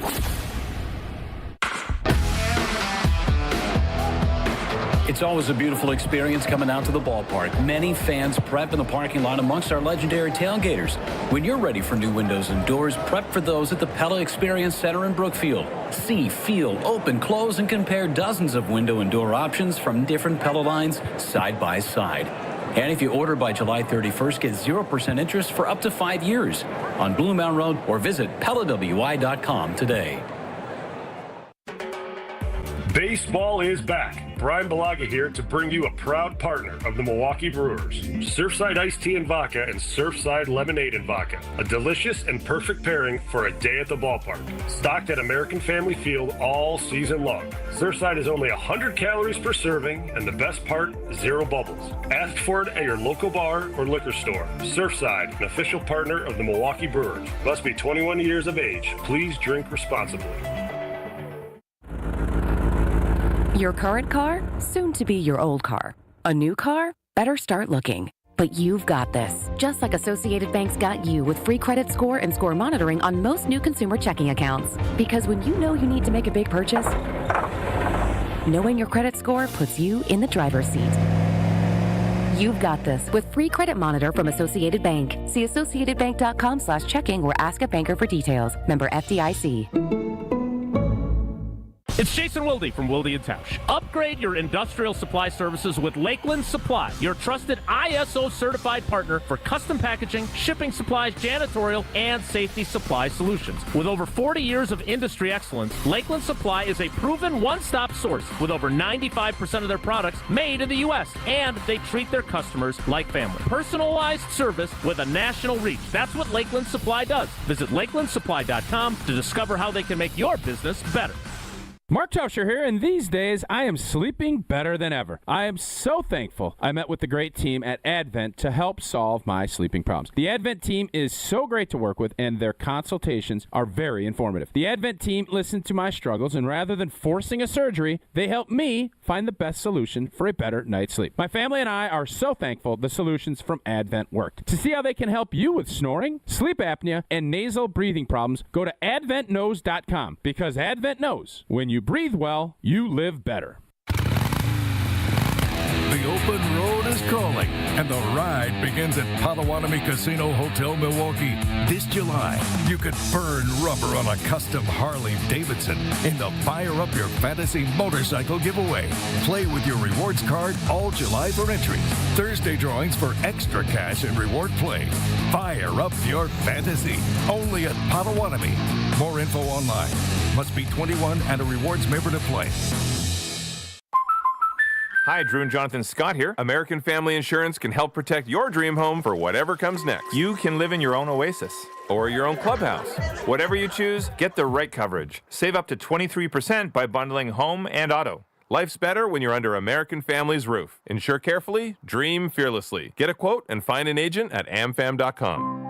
Visit amfam.com to learn how discounts may apply to you. Products not available in every state. American Family Mutual Insurance Company, SI and its operating companies. 6000 American Parkway, Madison, Wisconsin. You're listening to Wilde and Tausch on 94.5 ESPN. Presented by Pella Windows and Doors of Wisconsin and sponsored by American Family Insurance.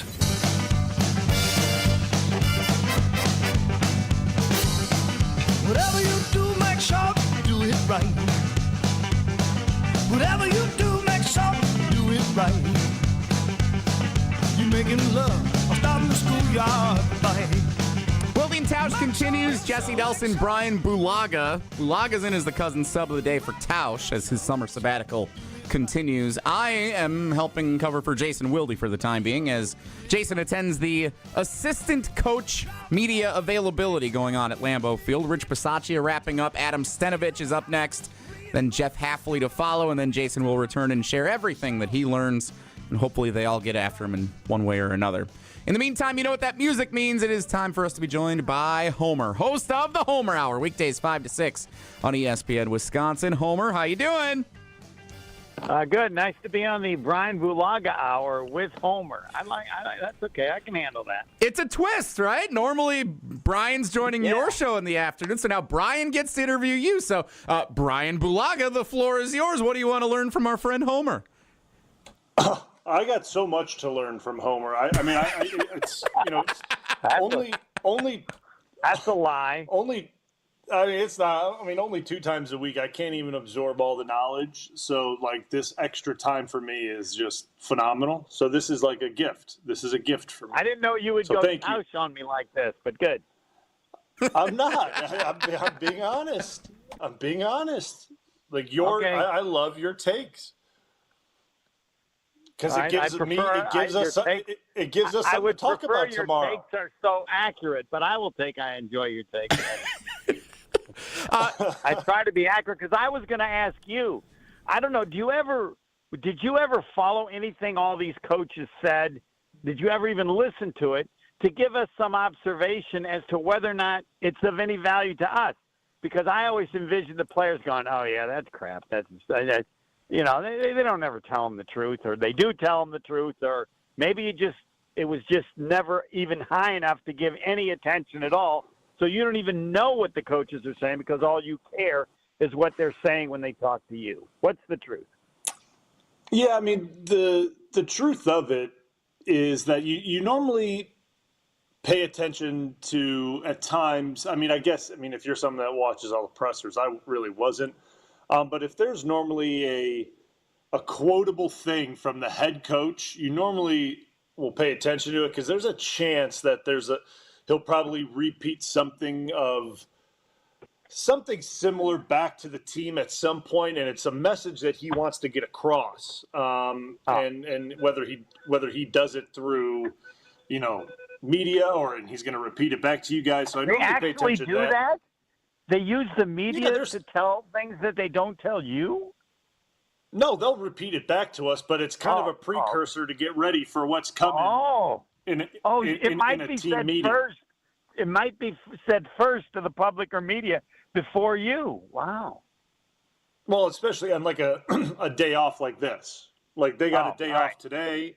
They're meeting, they get the coordinators today and things like that. And I don't know if LaFleur speaks to that or not. If I was the coach, I don't know if you would, I would never, ever say anything to the media or the public before I say it to the players.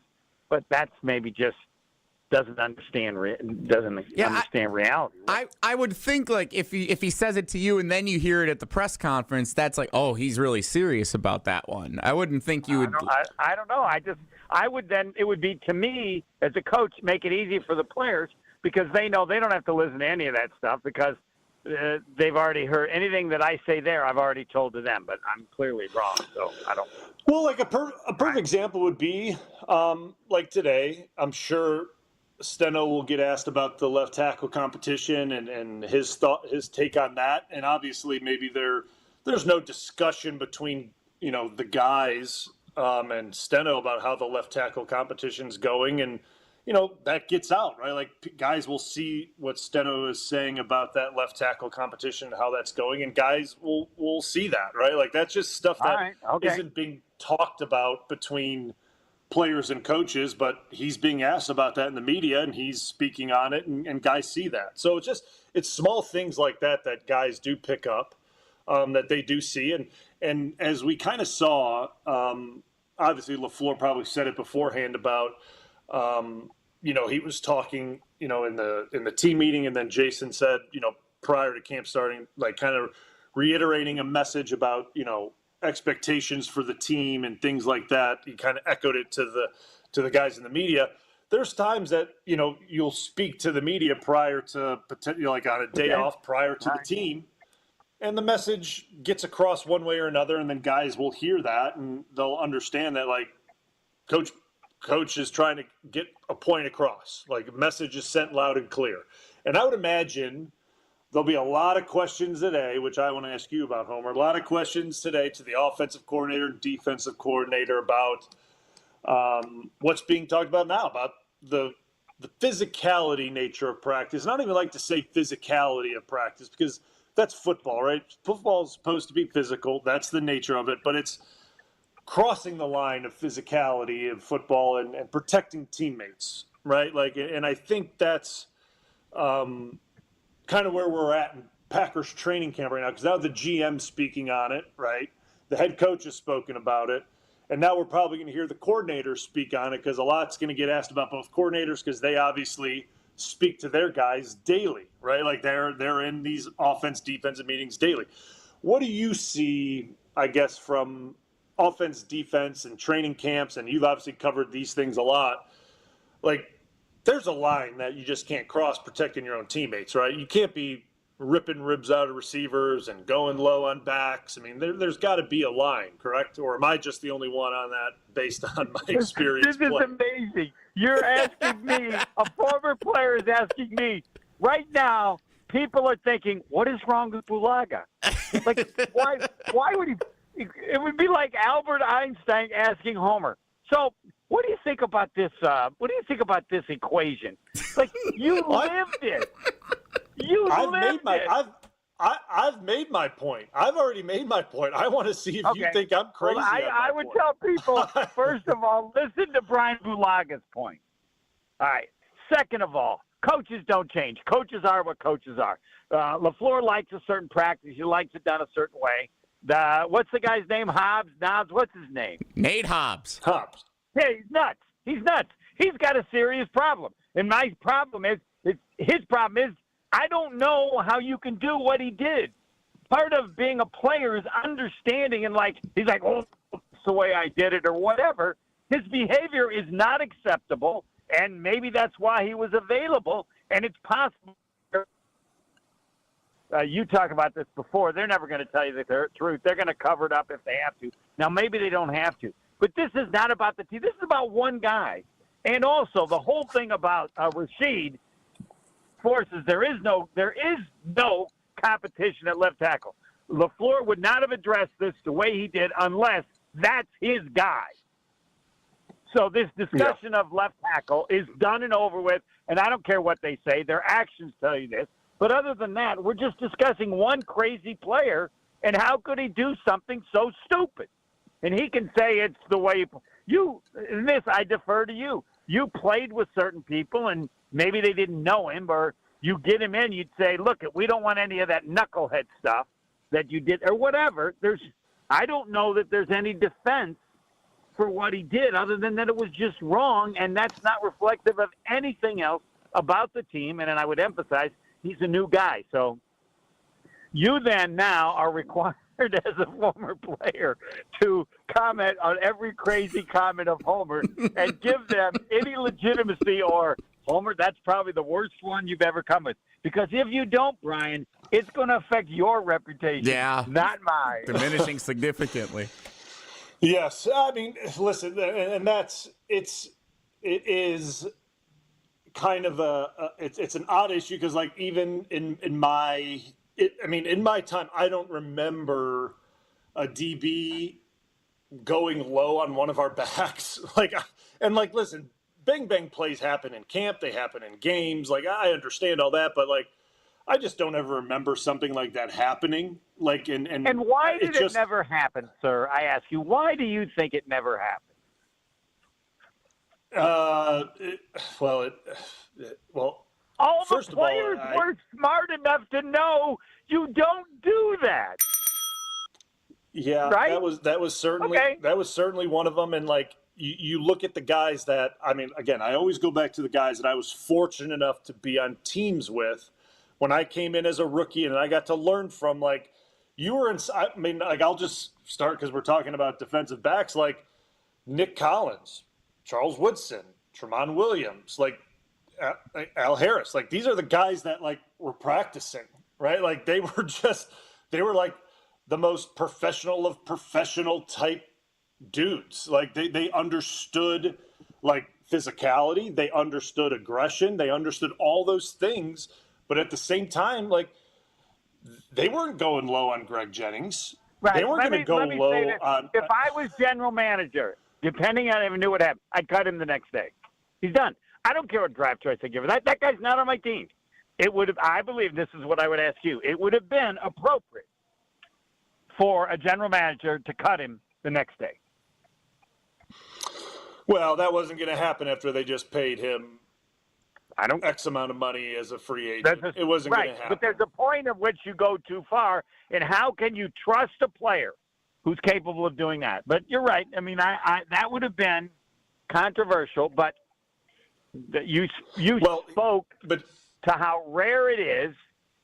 And again, I don't know the particulars, but just for them to say he hit low. You were in the league for how many years? 12, and it just doesn't happen. And you never saw it. You never saw it, correct? Yeah, because it would be an all-out fight. It would be an all-out brawl. Yeah, okay. Like that's just what it would be. Like, you know what I'm saying? Like, and here's the thing, and you know, and this goes back to, and you said it, LaFleur likes a certain practice. It's not that he people. I think people are getting on him about it because he's not a tough coach. Like, because imagine if that was Jacobs that got that he went low on, right? What would be the reaction then from everyone else that loves the Green Bay Packers? Right. It'd be a different. It would be a different tune, I would imagine, right? No, they would be saying a certain percentage would be saying just what I'm saying. He's done. You can't have that guy on the team. Yeah. There's a certain thing that you could do that's just too much. Again, it's going to be based on how much you paid or what you gave up for him, stuff like that. But that aside, he's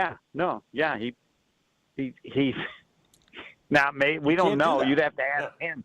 We'd have to ask him if he would have said or done it to Jacob. And I don't know how you could say probably not, but I can't know for sure. I mean, exactly. You don't know for sure. Yeah, you don't know for sure. And then LaFleur, I think to me, he's just trying to prevent these things from happening later on in camp. Like, so people could say, oh, he's being, he's trying to, make this team not as tough. No, that has nothing to do with it. That has absolutely nothing to do with it. Right.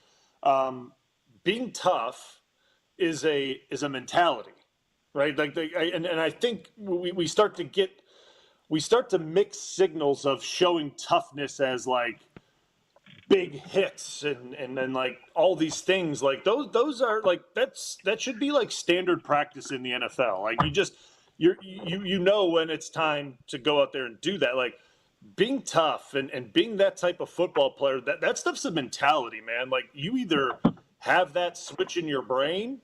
You go out there and you do that, and that's how you perform. That's how you play. You play with that edge, or you don't. Like, you can't train that. Like, that's not like a thing. Hey, guys, today's a toughness practice. We're going to be tough today. Like, that's not a thing you go out there and do. And you can't go out there in camp and say, we're going to be a tough team this year. We're going to train to be tough. Yeah, and maybe I'm unfair to LaFleur, and I just said he plays smart. That's much because – The toughness now it's harder because the GM doesn't hire the coach, but the nature of the team can also, and I would ask you this as a question, is that more reflective of the general manager and the kind of players they bring in and where they evaluate things rather than the coach? Well, I think Goody, from where he started with the team, obviously the team that he took over, what was that, in 18? Right. And what he started to build, I mean, the team he took over in 18, we remember that team. And then obviously in 19 when LaFleur got brought in. And, I mean, you could say what you want. I remember that. I was on that team. That team in 19, I mean, it was a tough team. I mean, like that was a group of guys that was a tough team. It was, I mean, offensively, it was a very talented team. Yeah, I mean, you could say what you want about, did you run the ball enough? Did you do that? I mean, regardless of the fact, like you look at the guys that we had, it was a tough outfit. Like, and you look at the guys they brought in, you bring in guys like Zadarius, you bring in Amos, like those are tough football players. Like you could say whatever you want. Like, they're tough dudes. Like they just are. Brian, you don't have to explain. When you say it, that is. So if anybody else wants to take another position, they're an idiot because you played with this team. So I mean So now you're looking at what he's done in free agency lately, and he's bringing in guys like McKinney. I think everyone agrees that's a football player, right? Like that is a football player. Great addition. He brings in Jacobs. Great addition. Yes, he brings in a guy like Banks. We're going to see, right? Like that one's going to be the left guard. We're going to see. Yeah, but based on what he did in the previous two, I mean, everybody should be confident that he'll be what Goody thought he would be. I mean, I'll be surprised if not. 100%. So, like, you're seeing him, his free agent track record of bringing in guys that he wants to be a certain mentality, I think is pretty good. Like, I really do. I think he's done well of bringing in free agents that he wants to have that certain mindset. So you never know what you're going to get through the draft process, right? Like, I mean, you're drafting guys coming out of college programs now. Like, you can evaluate them and grind over their personality traits and go over this and that and this. And like, it's not until you get them in your locker room and you try to get them in your culture that you're going to find out. And then you get some guys that, you know, rise to the top. Like, you get your Zach Toms and you get your Tucker Crafts, and those are the perfect, like, those is exactly what you want. Like, these are the type of guys that we want. We reward them financially. These are the tough individuals that we thought they were, and perfect, bang. And then sometimes you just guys end up not being the type of guys that you want, but you know what? They're there, and you have to try to get them to buy in as best you can, and until you have to move on. And that's the way things go in the NFL. I mean, I think we would agree. Hobbs, this is it. All right.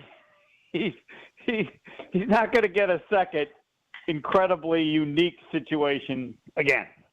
I don't care how tough he plays, right? No, he can't do that again. Something that you would, if he says anything, if he does anything, and we have you on, and you go, I never saw that. He's done. Yeah. Yeah, like, you just can't do that. And, like, listen, go put the pads on in a joint practice. Go fly around, bud. Have fun. Go do it. Enjoy yourself. I don't, whatever. Do not care. Like, and I don't know what he could do that you would say, I'd never see that again either. I hope we don't have to ask you that question. But no, I hope not either. And, like, listen, he may have brought him in. They needed a cornerback. He may have wanted a toughness. He may have wanted whatever. He didn't want that. No, that's not what you're looking for. And, like, the thing is, I do like that Hobbs flies around like that. And listen, sometimes you need guys that have, they play with a certain type of, edge. All right, who was that person? Wayne Simmons was the person I know when they won the championship before. Who would you say was that person on your Super Bowl team defensively? Maybe it was an offensive person too. I think we always usually think defense. Oh, that was that Collins? Kind of played with that. Like, Collins was like that. Nick played like that all the time. Like, Nick in practice didn't do that, but when Nick stepped on between those lines, man, Nick was right. Furious. Well, that's all anybody cares about. You guys care about. I don't care about practice. Yes, I mean, that's what I'm saying. Like, when you were playing, this was the guy that would, I don't know, just where you'd say that. I mean, who was the toughest or the meanest or would challenge it. They're just, Collins may have been it. I don't know. Yeah. Because as great as Woodson was, I've never heard that said about him. Not in a negative way, but just because that's not what people bring up first when they talk about Woodson. Yeah, Wood was just so smart. He knew where to be all the time. He was never out of position. He was physical, right? I mean, the guy caused so many fumbles and everything like that. But this is all about what you mentioned first about someone. Like, I wonder what they mentioned first about you. I'll have to ask somebody. What's the first thing about Bulaga? Here's what I would say. He never made a mistake. Of all the people just don't realize how intense he was about just having all the information and knowing and being able to know exactly what was going to happen and to address that. Like, his football smartness on the field is the first thing they would say about Bryan Bulaga. But I could be wrong because I'm not them. But I don't know who I'll have to ask. Yeah, who should we ask, Blue? No, that's not fair. I have no idea. Well, it's fair with him because he doesn't care enough to cheat. So, ask anybody. That's what he'd say, but he didn't want to be mean. I mean, that's part of trying to do your job properly is to make sure that you're trying to I know who I'm asking. You know who we're asking? We're asking Clay Matthews. Because Clay Matthews has the experience of going against him when Bulaga was a rookie. So he has. Oh, yeah. Yeah. Yeah. Oh, Get yeah. that on Wilde He's and got all Tausch's that. show. Yeah. When they have Bulaga on. I don't have enough time with 46 minutes. Well, I will say this has been a fun glimpse into what the Homer Hour with Bryan Bulaga sounds like for those of us who don't catch it on a regular basis. This has been fun. A nice little teaser for what you guys do twice a week here throughout the week. Happy to fill in for Jason. Take it from here. Homer, Always a treat. Wait, Homer, before you go. Anything you want to say about the Milwaukee Brewers going for a sweep of the Cubs this afternoon? The game to remember is the first game. They're down 3-0, and they outscore the Cubs 8-1 and just whoop them. I'll defer to Brian on this, where you're playing a good team. The Cubs are very good, and the ability when you just have a horrible start. Sometimes when you have a horrible start, you just can't win. It's too hard against that team to come back the way they did. It's like John Anderson said something like, "Hey, you get a group of hungry bees, they can take down a bear." And I thought, that's this Brewers team. I didn't think I said it perfectly, but like they have a confidence that is greater than maybe what it should be for the talent. But as a group, they're just never worried. Is that the right way to put it, Brian? I don't know. You know, to come back on the road, or not on the road, but against the team, you just think, well, maybe it's not our day. No, we just don't think that way. We're coming at them again, and let's see if this group of angry bees can whoop the bear.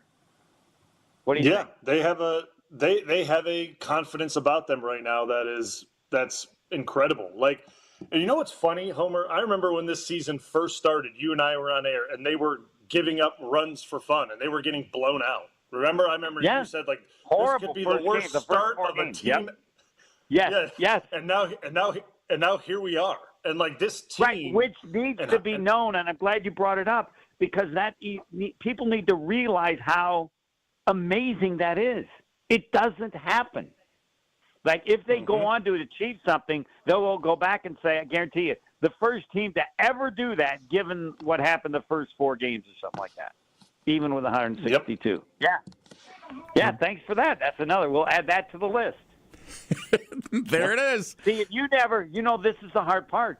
Bulaga can't respond because he was never a bunch of hungry bees against the bear. Yeah. They were the bear. Well, that's true. It's very true. Maybe it was the Giants.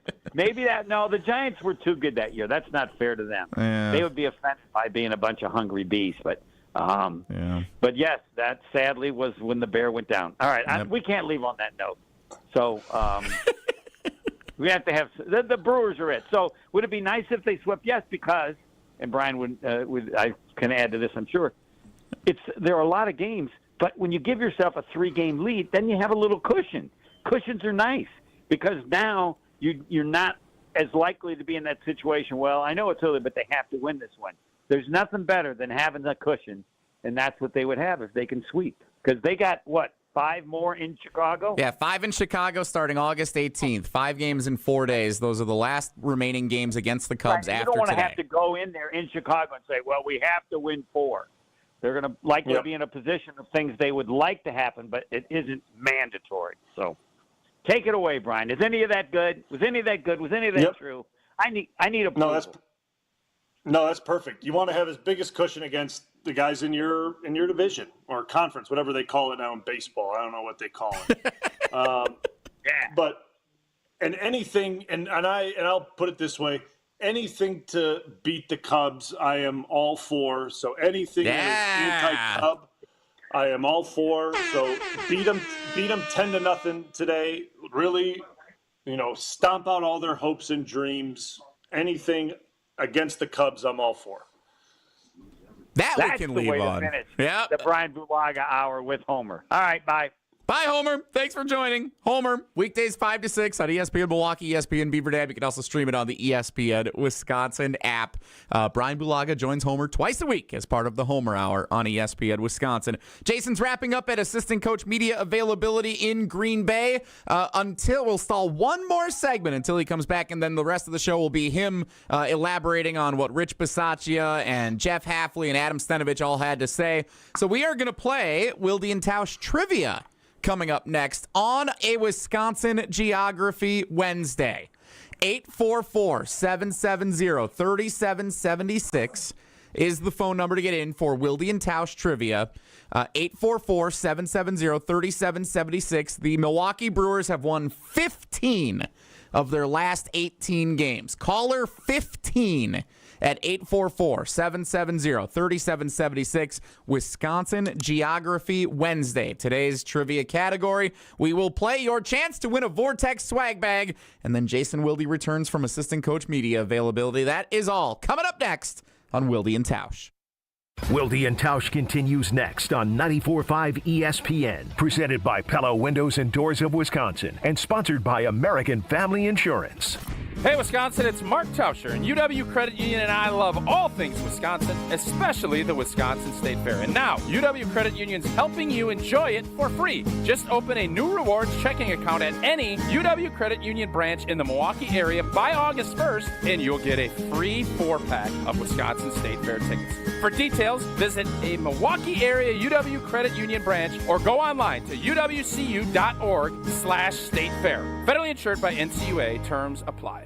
ESPN Wisconsin's Mark Tauscher here, and The Pickler is coming to Menominee Falls with 9 indoor pickleball courts and unlimited play. Leagues, tournaments, clinics, all included in your membership. The club opens August 16th, but founder memberships are on sale right now at a discounted rate with 3 months free compared to the regular price. Head over to thepickler.com, click on the Menominee Falls page, and lock in your spot today. The Pickler, P-I-C-K-L-R, your home for pickleball. Summertime is the time for all the big events. Weddings, milestone birthdays, even corporate events. Elevate every event with Noble Catering, a premier craft caterer in southeastern Wisconsin, preferred by over 30 venues. Noble Catering is also the exclusive caterer of Villa Terrace, an east side event treasure. And coming in 2026, Noble's new headquarters, a 400-person event venue in the heart of Bayview called Brixton's Turn. Book them for your event at noblecateringco.com.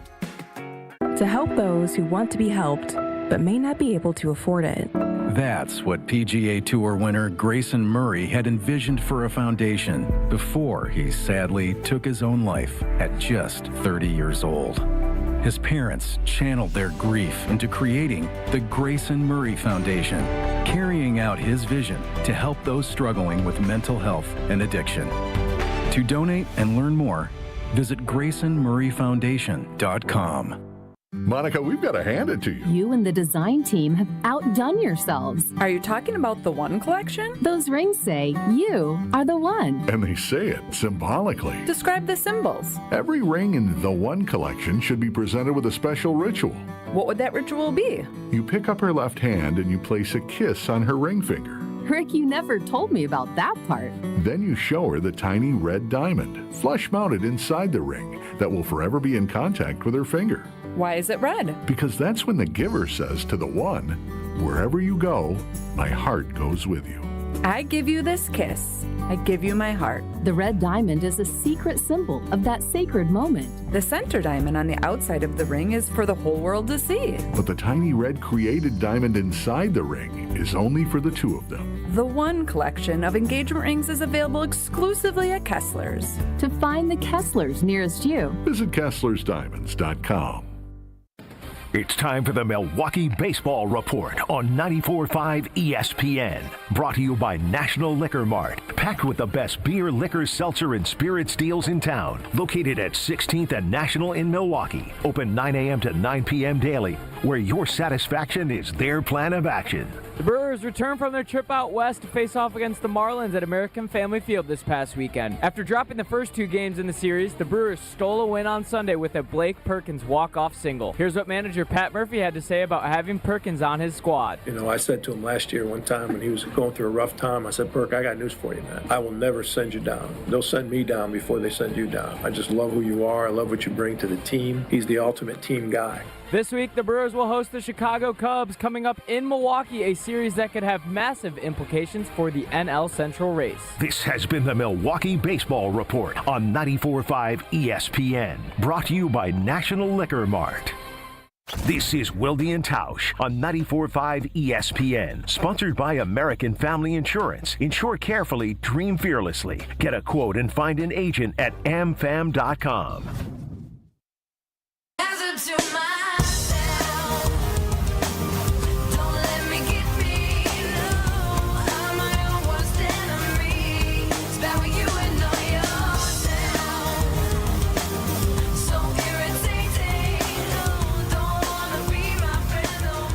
Jesse and Bulaga hour coming to a close here pretty soon on Wilde and Tausch. Jason Wilde wrapping up with Jeff Hafley, Packers defensive coordinator, the final of the 3 assistant coaches meeting with the media this morning up in Green Bay. Jason will give a full report coming back here in just a couple of minutes after we play Wilde and Tausch Trivia, which is presented by Vortex Golf. Wilde and Tausch Trivia is brought to you by Vortex Golf. Rangefinders you can bet on. And Brian, on a Wisconsin Geography Wednesday, which Tausch is always thrilled about. I know you enjoy it as well. Jason is jealous, I'm sure, when he finds out that we have a first-time contestant. Zach in Sheboygan, welcome to Wilde and Tausch Trivia, presented by Vortex Golf. Sorry we don't have Jason or Tausch to play for your first time, but I hope you're going to have fun nonetheless. Oh, absolutely. You guys are just as good, if not better. No. Thank you. And I know that's not true about me. Bulaga, you could make an argument. I know that no one believes that about me stepping in here for the time being as the substitute teacher while Jason's away. But regardless, Zach, I better that than being mean to me like they are in the YouTube comments. I'll say that. Let's play Wisconsin Geography Wednesday on Wilde and Tausch Trivia, presented by Vortex Golf. I have question number 1 for you, Zach. People from around the world flew into Wisconsin for the annual EAA Air Venture Festival last week in Oshkosh. If fans flying in from around the world couldn't land at Whitman Regional Airport in Oshkosh, which of these cities' airports would be the next best option located closest to Oshkosh? Your options are Fond du Lac, Baraboo, or Des Plaines. I'm going to go Fond du Lac. Final answer.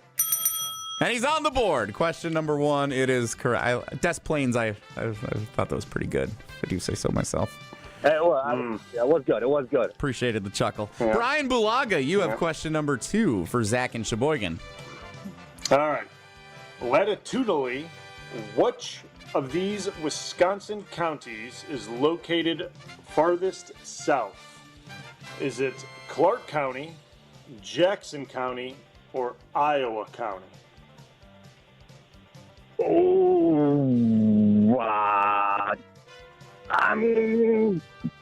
Just because they're blue, I'm going to go Iowa County.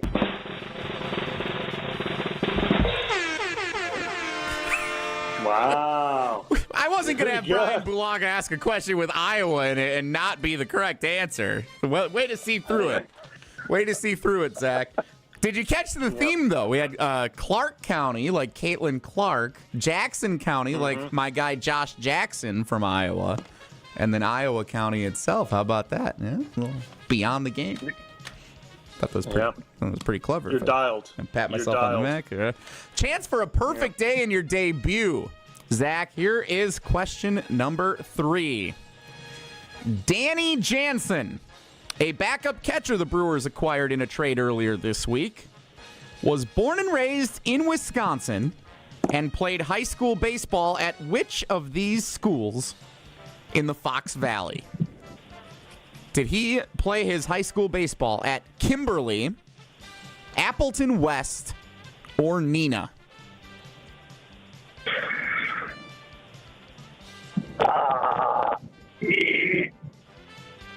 Appleton West. Final answer.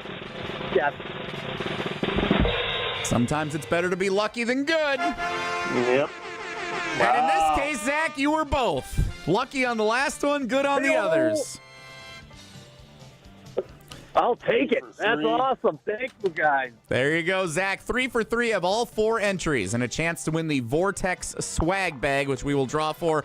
Either Jim, Matt, and Molly will do so on Friday, or we will take care of that drawing when we're all back together next Monday. Regardless, congratulations, Zach. Thanks for tuning in. Thanks for a great performance as a first-time contestant in Wilde and Tausch Trivia. Thank you, guys. Love you guys. Love you guys a lot. Talk soon. Love you guys. And he got the love you guys at the end. You know that's a real one when he's able to get that in. Mm-hmm. Thanks to our friend Farvey. Thanks to Zach in Sheboygan. Thanks to Vortex Golf. That's Wilde and Tausch Trivia. Jason Wilde wrapping up at the assistant coach media availability. I think they're all done, so we will hear from Jason, his takeaways from Adam Stenovich, Jeff Hafley, Rich Bisaccia meeting with the media, and on Bryan Bulaga's reactions to that commentary. Did all of his questions get answered? All the burning questions that Bryan Bulaga wanted answers to today. We'll find out coming up next. Jason returns to the show. It's Wilde and Tausch. Wilde and Tausch continues next on 94.5 ESPN, presented by Pella Windows and Doors of Wisconsin, and sponsored by American Family Insurance.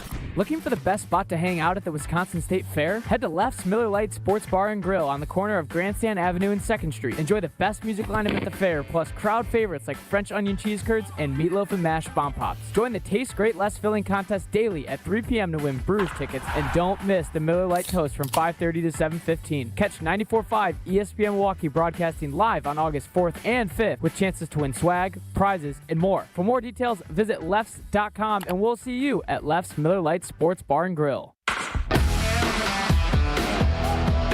It's always a beautiful experience coming out to the ballpark. Many fans prep in the parking lot amongst our legendary tailgaters. When you're ready for new windows and doors, prep for those at the Pella Experience Center in Brookfield. See, feel, open, close, and compare dozens of window and door options from different Pella lines side by side. And if you order by July 31st, get 0% interest for up to 5 years on Blue Mountain Road, or visit PellaWI.com today. WTMJ's Brandon Snide with Leslie Smith and General Manager from Wisconsin Harley-Davidson, Craig Brogue. Guys, thanks for joining me today. Yeah, thanks. Great to be here. The rally was such an exciting time for me and my family, but Craig, as I have been told, the fun isn't over yet. No, we still have lots of summer with months left to ride, and you can still get on the open road with such a wide selection of new and used Harley-Davidson motorcycles. We'll get you on the road to freedom in no time. Stop in and see our sales associates for all of the events happening this month. So August is packed with all kinds of fun. Leslie, can you fill me in on what's going on at Wisconsin Harley-Davidson out there in Oconomowoc? Yeah, we're not done yet. We have tons of riding left. So we want to welcome back the annual Waukesha Sheriff's Canine Ride. This year, they are celebrating their 28th year. Join us for a ride throughout the Kettle Moraine, then here at the dealership for some food, live music, exhibitors, demos from our Waukesha canines, and more. A great way to support those who keep us safe. That is on August 2nd. That's the annual Waukesha Sheriff's Canine Ride. But Leslie, that's not where the fun ends. What else you got coming up? Oh, yeah. So this one was a fun one to decide. We wanted to do a not rally. You asked for it. We made it happen. One stage, unfortunately, not compared to our homecoming festival, but amazing bands, 2 days, August 29th from 6 p.m. to 9 p.m. and August 30th from 9 a.m. to 6 p.m. It's like a little mini rally right in Oconomowoc. Set your calendars, August 29th and August 30th. Tons of fun at Wisconsin Harley-Davidson out there in Oconomowoc. Let them fill your summer with riding adventures. Again, for more information, go to WISHD.com or follow them on Facebook and Instagram. It's Wisconsin Harley-Davidson, your destination dealer. Life's better with American Family Insurance because we know it's not just a car, it also drives your children's dreams. So whether you're going to soccer practice, robotics club, or opening night in the school play, we help protect those dreams. Save up to 23% when you bundle auto and home. American Family Insurance. Get a quote and find an agent at amfam.com. Products not available in every state. Visit amfam.com to learn how discounts may apply to you. American Family Mutual Insurance Company, SI, and its operating company, 6000 American Parkway, Madison, Wisconsin. Awarded Best of Weddings 2023 by The Knot, The Bog is much more than world-class golf. Our clubhouse ballroom offers floor-to-ceiling windows and a breathtaking full-wall fireplace. Our barn venue was inspired by the on-site barn at Hole 6, built in the 1800s. 2 outdoor ceremony sites and a variety of personalized options. Our venues are perfect for family get-togethers, weddings, showers, graduation parties, or any event you are hosting. Call The Bog at 262-292-0740 or visit thebarnatthebog.com. This is Wilde and Tausch on 94.5 ESPN, sponsored by American Family Insurance. Insure carefully, dream fearlessly. Get a quote and find an agent at amfam.com.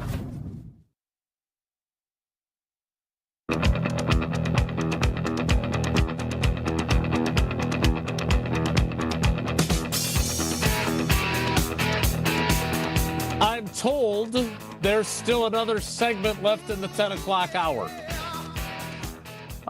I will have to go back on YouTube or the ESPN Wisconsin app or Spotify, Google Play, Apple Podcasts, etc. to find out what the hell was going on out there while I was down at the press conference availability with the three coordinators. Some interesting stuff that came out of it, actually from all three of them. I want to start with one quickie, and then we'll more during the 11 o'clock hour. But since we've got one of the best offensive linemen in Packers history here, where else am I going to start but the offensive line? Now, I say that about Bryan Bulaga, but Bryan Bulaga will tell you that Bryan Bulaga, the guard, sucked. Right? Yeah. Yeah. Oh, yeah. Very bad. Now, if you had, let's just say, for the sake of argument, that Tausch is invincible. He's like Bruce Willis in that Unbreakable movie. And he plays like 17 years in the league. And Cliffy, the big Lamborghini, continues to manage, because he didn't, right, in 2011, but he continues to manage to play on Sundays with limited practice. And you're in Jordan Morgan's spot. Neither of the tackles are ceding an opportunity to you. If you'd have worked at it, could you have been a good guard, you think? I might have been okay at it. Like, you know what I mean? I mean, if I would have got to work at it, I might have been an average guard. Because I got to play next to two really, really good ones, and I know what really, really good looks like. And I just didn't have that skill set, right? Like what they did so good and what made them really good. Like, I didn't have that same, like, skill set. And, like, I could have worked on it, but, like, the way I moved and what I did well didn't translate to, like, that position, right? Like, it just wasn't the same. It didn't work the same as what I did really well on the outside. And like, as much as you try to fit that, you know, what's the old saying, like the round, you know, square peg in a round hole. Peg in the round hole. It just, it wouldn't have worked. And I mean, would I have been serviceable after working at it for like a couple of years? Yeah, I probably would have been serviceable. But I probably would not have been as successful as I would have been, you know, playing tackle. And like, that's just the way I would have seen it. I would have done everything I could to make it work, but it wouldn't have probably turned out the way it did for me, you know, playing tackle. So I want to get into this on the other side with what Bisaccia said and with what Jeff Hafley talked about, because there was some really interesting stuff to that. But look, basically with Aaron Banks dealing with his back issues, so he's been kind of in and out of the lineup at left guard, and Elton with his non-football injury list time. Now Elton was the starting center with the ones yesterday in pads in 11-on-11 after coming off the NFI list 24 hours earlier. So he hit the ground running. But while both of those guys were kind of on the sideline, you know, it meant that Jordan Morgan was playing guard more than he was playing tackle. Well, Steno did say that now, you know, the competition is on, basically. And he is going to compete now, not just at left tackle, but at right guard. He was also asked about, you know, Sean Ryan, and if he's kind of, I don't want to say sealed up that job because that's not how the question was asked, but he made it very clear that Sean Ryan is still competing, which is on brand because they have been trying to give away Sean Ryan's job since he got here. So Sean Ryan and Sheed versus Jordan Morgan. What I want from you before we go to the 11 o'clock hour if you have to predict where Jordan Morgan will be on September 7th, will he be the left tackle, the right guard, or the sixth man? I'm going sixth man. Yeah. I'm going to say, I think it'll be the sixth man. Like, unless it's some unforeseeable, like he goes the left tackle now, and like but I think Sheed again is probably having the camp that we expected him to have, most likely, right? Like I think that's probably what's happening. Jordan Morgan, again, I don't know how he's performing in camp because he's been moved around a bunch, right? Like I think that's been the consensus that he's been position hopping, which is unfortunate for him. Right, like he's supposed to be going into a competition battle at left tackle, and he's been playing both guard spots and left tackle, but now he's going to get to focus a little bit more there, and I guess at right guard too, which doesn't help his cause. But I don't see Sheed getting ousted there, and I don't think Sean Ryan's going to give much ground, man. I don't see it happening. I think those two guys, as we've said over the last few years, have been battle tested in this position battle thing, right? Like they've been going through this now for the last few years, and this is they're comfortable in the uncomfortable situation of this camp battle, right? They've been doing this, and they understand mentally what they need to do, right? Like they get it. They understand every little thing is being looked at, every little thing is being graded, and they know the expectation of it. And when you're the person trying to take away that job, you have to be like extraordinary. Like you have to like prove that I can be like this person, but even better, and I can be more reliable. And you have to prove a lot more. And I'm not sure the reps are there, and like the time is there to show that, right? Like it's hard to do in camp, the way camp is set up these days, to do that now that you're trying to do it in two different spots. Right. Like it's just like it's not there. The time isn't there. The reps aren't there, and it's tough to do. Well, we will see how it plays out. But yes, I thought it was really interesting that Steno flat out said that he's competing at both spots now, because during the offseason, it was very clearly it's him versus Sheed, and that has now shifted already, and we're a week into camp. All right, we need to get to the 11 o'clock hour. I want to get to something that Bisaccia said, and then I want to get into a couple of things that Jeff Hafley said. I thought it was really, really interesting what we talked about in terms of year two and about their goal of leading the NFL in takeaways and needing to get more forced fumbles. We'll get into all that during the 11 o'clock hour, and that will start in 2 minutes. So stick around with Bryan Bulaga as our cousin sub of the day. It's Wilde and Tausch. Don't go anywhere. Another hour of Wilde and Tausch, presented by Pella Windows and Doors of Wisconsin, is coming up next on ESPN Wisconsin and the ESPN Wisconsin app. Pro Savings Days are back at Lowe's. Right now, get a 4-piece GE kitchen suite for under $2,000. Plus, get a free DeWalt 20-volt Max XR 8-amp-hour battery when you buy a select DeWalt tool. Save big with deals that work as hard as you do. Shop Pro Savings Days in-store or online today. Lowe's, we help, you save. Valid through 8/1. Selection varies by location. While supplies last. Discount taken at time of purchase. See sales associate for details. Finding great candidates to hire can be like, well, trying to find a needle in a haystack, but not with ZipRecruiter. Its powerful technology actively finds and invites qualified candidates to apply to your job. So while other companies might deliver a lot of hay, ZipRecruiter finds you the needle in the haystack. See why 4 out of 5 employers who post a job on ZipRecruiter get a quality candidate within the first day. Try ZipRecruiter for free at ZipRecruiter.com/free. That's ZipRecruiter.com/free.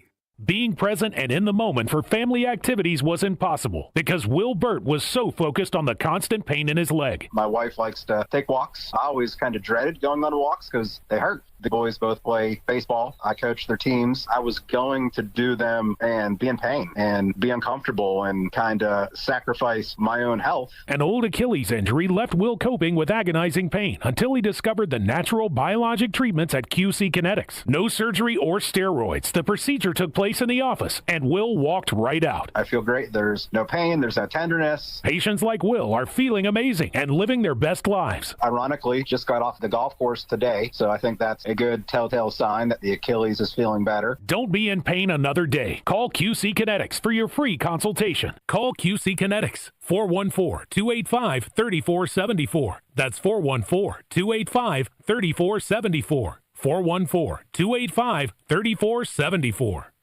Hey, this is Homer. You're listening to the home of Marquette basketball. 94.5 ESPN is WKTI and WKTI HD Milwaukee. A locally owned Good Karma brand station.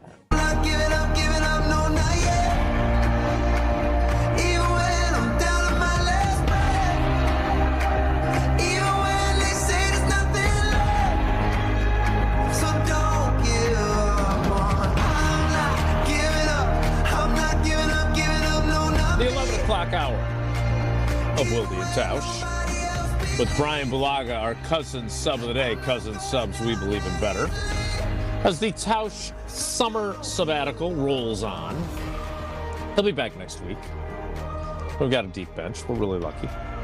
But Bryan, so that was the highlight for me for Steno. We also talked about Matthew Golden and how he's come along. We're probably not going to have time to get into it. I don't know how much you guys talked about it while I was gone, but there was a great moment yesterday, a 54-yard touchdown from Love to Golden. And what I thought was great about it was not the play itself, but the fact that they had run the exact same play the day before as a double move, and Golden didn't sell the first part of the double move, and so it was covered and it didn't work.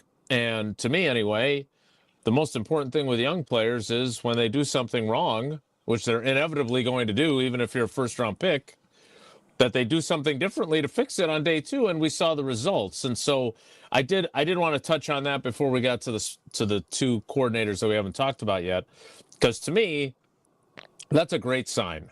Like, yeah, he's fast, and yeah, he's smooth, and he's got strong hands. Those are all great things. But tell me if I'm wrong, Bryan, but when you have young guys, and he turns 22 on Friday. He is 21 years old. And for him to have that kind of wherewithal to say, hey, I screwed this up yesterday, I need to do it better, and for him to do it the way he did it yesterday now, I think that's a lot. I think that says a lot about him as a player. Agree or disagree? Nope, I agree. I mean, that's how that's how you become a professional, like a true professional in this league, is like learning from mistakes from tape from day to day to day. And then that's what training camp is for. And that's how young guys are able to come along in the league faster than others. It's how they learn from their mistakes the day prior and correct them the next day, right? If you continue to make mistakes or the same mistakes day after day after day, the development process is just hampered. So to see him able to, correct things so quickly and learn and adapt and then, make the play on top of it the following day is very encouraging. And just with that, then the quarterback then begins to trust, right? Then that builds that trust of throwing him that ball, counting on him to make that double move or to be in the right position. And that's what you want to see early on in camp. So to me, that speaks volumes about him as a young guy in this league, trying to do the right things and go about his progression and learning the right way. Like to me, that's a great sign. Like you love to see those things from young guys, because playing receiver in this league is not easy. There's a lot of things you need to learn. There's a lot of things you need to adapt to, and coverages and adjustments and all these different things within this LaFleur offense. There's a lot of tough things that he needs to learn. So it's good to see that he's learning from mistakes made from day to day, and he's able to correct them so quickly. That's great. All right, there's two things I want to get to with Bisaccia, but one of them overlaps with a conversation we had with Jeff Hafley as well. So we'll get to that coming up. The thing about Bisaccia that I know you were on field goal protection unit, but much like playing guard, no one ever really wanted you to be the long snapper either. Did you have that in your background in high school or Pee-wees or anything? Nope. Okay. Never was a skill. I should have learned it, but I didn't. Yeah, you'd still be playing, probably. If you're good at it. I should have learned it. I should have learned But then you wouldn't be here, and we're better off with you here. But Bisaccia talked about, because Brandon McManus has been automatic. In fact, Bill Huber from Sports Illustrated called him Automatic McManus. I flubbed it. And I said they should make a T-shirt, which I guess you could be putting the whammy on him then, and you don't want to do that. But what Bisaccia said is that they've got the battery of the snapper, Matt Orzak, obviously punter Daniel Whelan is the holder, and now McManus. And he came in October, and now they've had half a season, a full off season, and now they're getting a training camp. My question for you is, as a player, and you and Mason are good friends. You guys were teammates for a long time. How different is it when you have a kicker you can count on versus a kicker you don't? Because right now, their confidence has to be sky high in their kicking game. Yeah, I mean, if for offensively, it feels good. I mean, it makes you feel a lot more comfortable knowing. I mean, you always want to be perfect on offense and cash in every series, right? Like, you want to get the 7. You want to hit pay dirt every single drive. Obviously, that's the goal, and all that. I get that. That's stating the obvious. But it doesn't happen that way.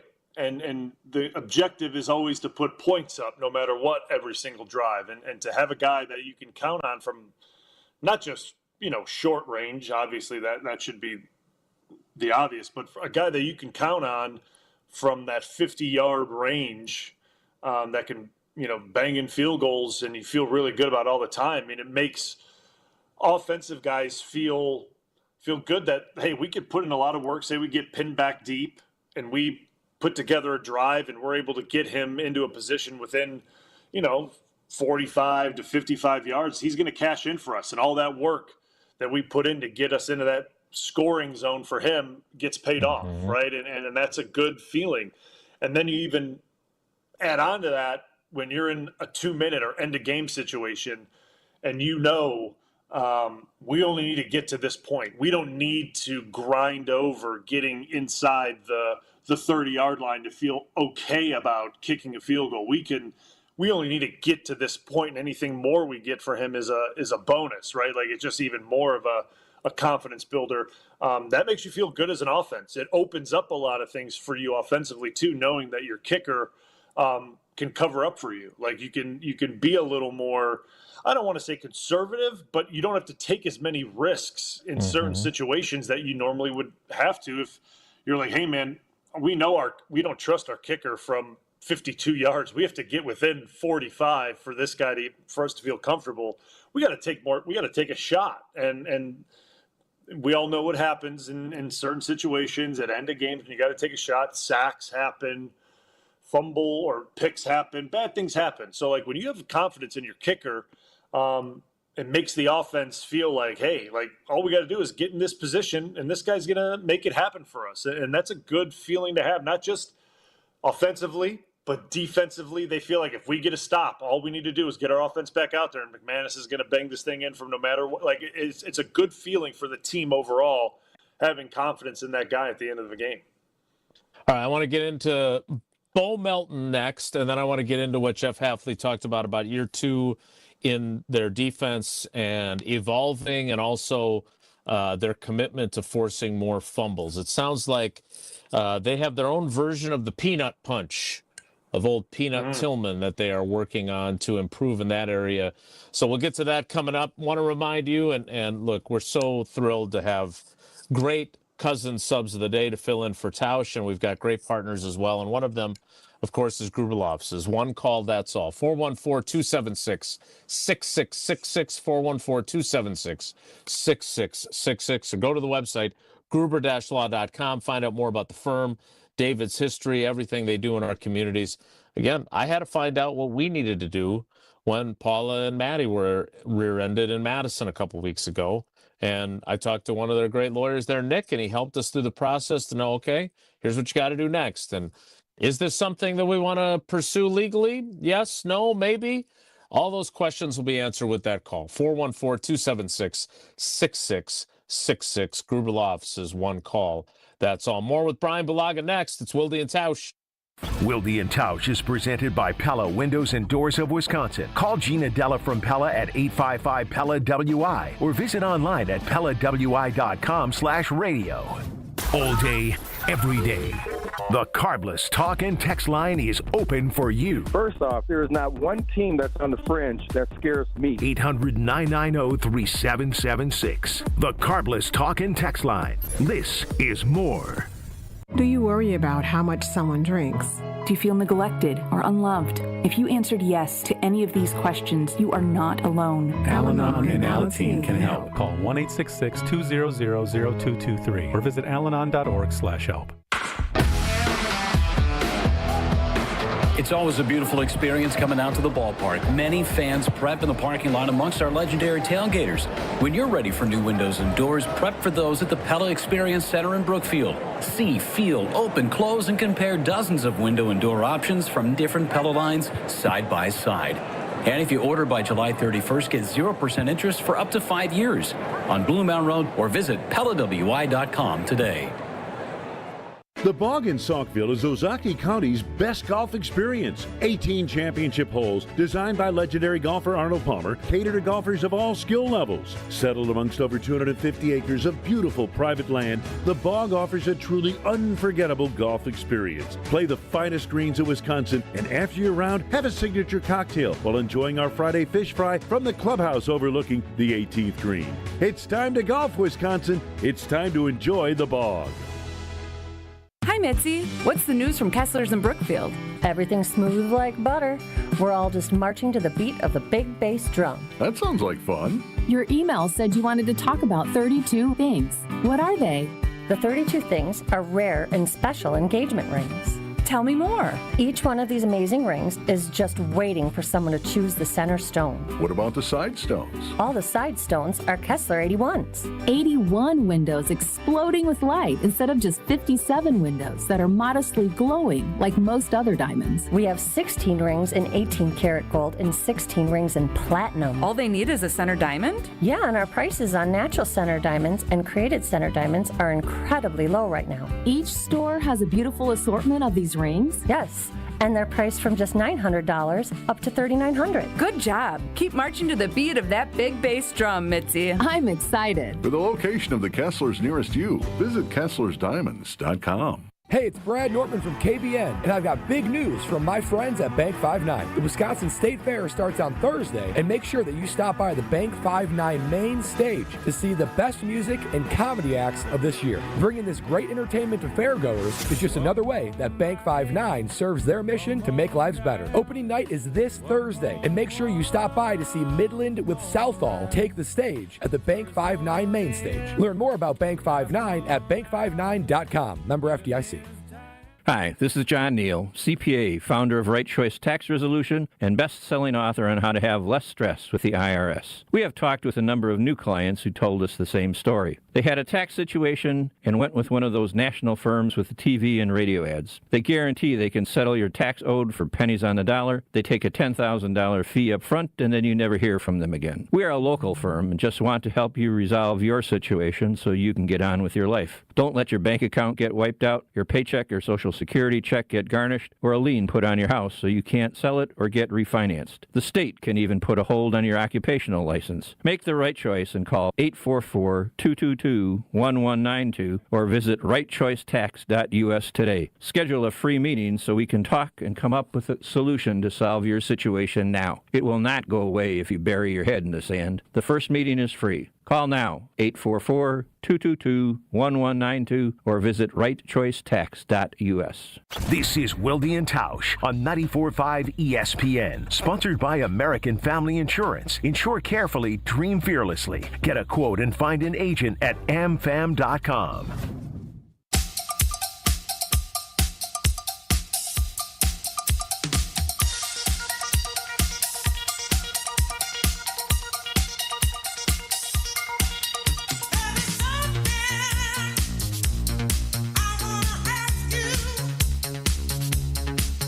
So, this is not going to be breaking news, but I've got a lot of shortcomings. I'm aware of them. Self-awareness is not one of them. I have that. But I know that if there are guys that I like and that I think are good humans, which, again, never know. I mean, Bulaga, Lord knows all the stuff you had going on behind the scenes. I thought I knew you, but I really didn't. But in all seriousness, I try not to allow that to cloud my judgment. But I have to work at it, frankly, because I'm just, I'm not a robot. And so I really like Bo Melton. Like, I really think he's the kind of guy you need on your football team. I think there's value in that type of person who will do whatever it is that the team needs, right?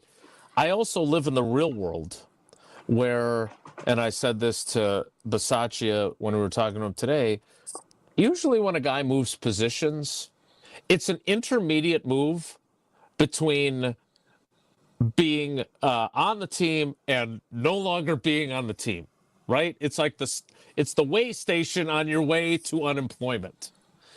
And with Bo, I'm not sure that's going to be the case. Now, I have plenty of examples through my time covering this team. Lots of guys have moved to corner. There was Alex Magoo, the quarterback, who they moved to wide receiver. We knew what that was, right? But in Bo's case, and this is where my, biases come in. I do not want to be the guy that's thinking, well, I like Bo, so of course they're going to keep him. So I phrased my question to Bisaccia along those lines of, look, usually when a guy moves positions, he's on his way off the roster. And here's the last line of Bisaccia's answer. And again, Bulaga be my guide to make sure that I'm not hearing what I want to hear, okay? Mm-hmm. He said, we're so excited that we have him regardless of what side of the ball he's on. He's going to be an impact for our team. And then he talked about how, he plays the spots on the kickoff where they expect him to make a tackle. And he plays fly or on punt coverage where he's expected to make a tackle. I believe that their thought here is we got better wide receivers than Bo Melton. We love Bo, great dude. Now that we got Golden and these other guys, we got guys that belong on this team. But we don't have a lot of good corners. We got our top three, and then who knows what. We move him to corner. It's a place where we can put him on the depth chart as opposed to just having him as, hey, this guy's going to be our special teams guy. So am I wrong to think that way, Brian? No, I don't think you're wrong. I think they want him, right? Like, I think that's the over. Like, I look at the whole situation, and they want Bo Melton on the team, right? And you looked at it correctly from the wide receiver room. It's crowded, right? Like, and I don't think that is a like, that's not a representation of Bo Melton, like of the type of receiver he is or he was, because now he's a corner. The receiver room is just crowded, right? And whether you look at it because Watson's on PUP, they drafted two guys early. That's obviously the case. They got guys with 2 years left on a deal. They got two guys, obviously, with Watson on PUP, but Dobbs is on 1 year left of a deal. Like, it's just a room that's crowded, and you can't keep I mean, 8 guys or whatever it may be, right? Like, you just can't do it in that room. It's impossible. It can't happen based on numbers and how many guys you can keep. And then you look at the flip side, going to defense, and you look at the corners and the numbers they have there. And, they could say that, we saw potential there in college, that he could do that or whatever it may be. That's fine that you make that switch. But they look at him as an impact special teams player, right? Like, that is his role on the team, and that's great. Whether you want to say he's a defensive player, an offensive player, it is what it is, right? Like, because we all know, and you know this, we get into the season and say they go, unfortunately, through a little blip where receivers are out for a couple of weeks with maybe soft tissue things. He's going to play receiver. Like, he will go play receiver, and that's just the way it goes, right? Like, because he knows the position. And he may have to play defense. Obviously, that's where he's going to be, and he's going to play corner if needed, and however the depth chart stacks up. I don't know how it's going to stack up. That secondary still confuses me, and how that all shakes out. Agreed. But he is an impact special team player. Like, that is his role on this team, and you need guys like that that take that job seriously, and they know that's their role, and they love their role, and they're going to go sell out for their job, and that's what Bo Melton is, right? Like, that's his role on this team.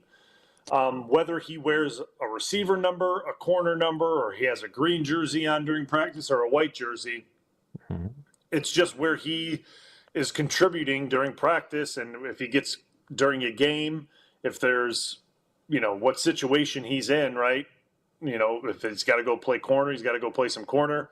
Regardless, doesn't matter.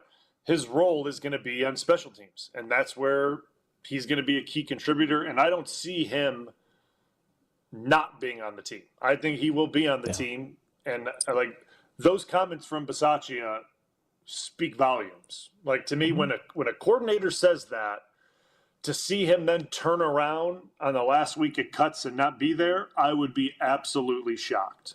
It would surprise me, because it would be like, well, why did you make that move for him? Because then he could have made the best case for himself at a position he's been at for the last few years and tried to earn like a 5th or 6th receiver role, and then still be your impact special teams guy. But no, you moved him to a spot that he hasn't done, but still be you did him an injustice essentially by moving him and putting him behind the eight ball. Yep. But it sounds like he's going to be on this roster. It sounds like he's going to be on this roster, and he should be, because like, you need special teams guys. Like, you need those guys. Like, there's a role for guys like that on a team, and he's like a perfect fit for that. And he's that guy that can go do receiver in a pinch if you need him to. That's very valuable to have. Yeah, Hafley said it at the end of his answer about Bo's transition. He said, everything's not going to look perfect, but I was fired up. I love the guy. You win with guys like Bo.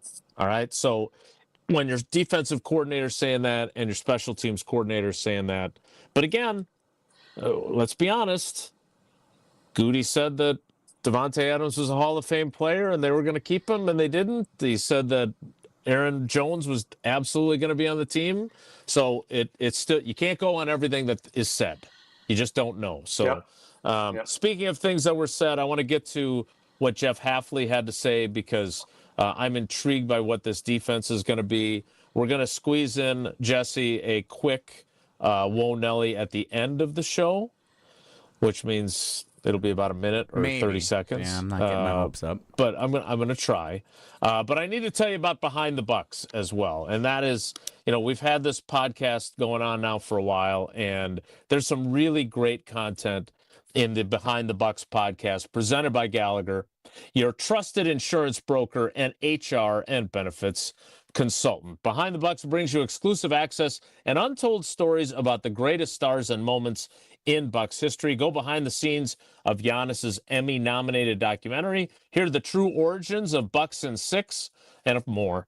Behind the Bucks is on bucks.com/plus, the Bucks app, the new ESPN Wisconsin app, and wherever you get your podcasts. Behind the Bucks, presented by Gallagher. More with Bryan Bulaga, our cousin sub of the day.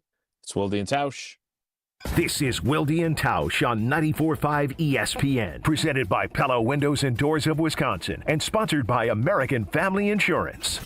Kevin Moret here for Mentality. Life's a relentless competition, and you might be losing without even knowing it. With testosterone levels plummeting 25% in just 2 decades, you're likely operating at a fraction of your potential. Your kids sense it when you're too exhausted for playtime. Your wife notices when that spark fades. Here's the harsh truth. Without addressing low T, nothing works. Diets fail, workouts fall flat, but there's hope. Mentality's FDA-approved treatment restores testosterone by an average of 30%. Don't let low T rob you of life's precious moments. Start at mentalityhealth.com/radio.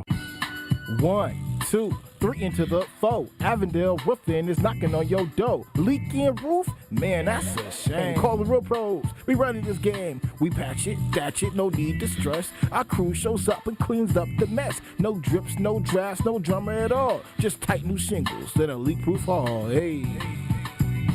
It's nothing but Avondale, baby. They keep it dry when the weather gets crazy. Hey. Visit AvondaleRoofing.com. That is AvondaleRoofing.com. The deals are heating up at the Summer Savings Event all summer long at Cunis. Get the hottest savings of the year at nearby Milwaukee Metro Cunis locations in Oak Creek, Greenfield, and the new Cunis Hope Chevrolet on West Metro Auto Mall. We have sizzling new vehicle specials on the most popular cars, trucks, and SUVs from Chevrolet, Buick, and GMC. Or with one of our 10 pre-owned super specials, you'll be swimming in a pool of savings. Plus, keep your vehicle refreshed with our service specials on brakes, tires, and oil changes. I'm Brian Bohm, General Manager of Cunis of Oak Creek. And I'm Bill Eater, General Manager of Cunis of Greenfield. We would like to invite you to take advantage of these great monthly specials. And remember that your vehicle will be covered by our exclusive No Fear Lifetime Powertrain Warranty, included with new and qualified pre-owned purchases. Call or stop in today for your VIP appointment. Get outside and enjoy the Summer Savings Event at Cunis. Start your search online at CunisMilwaukee.com.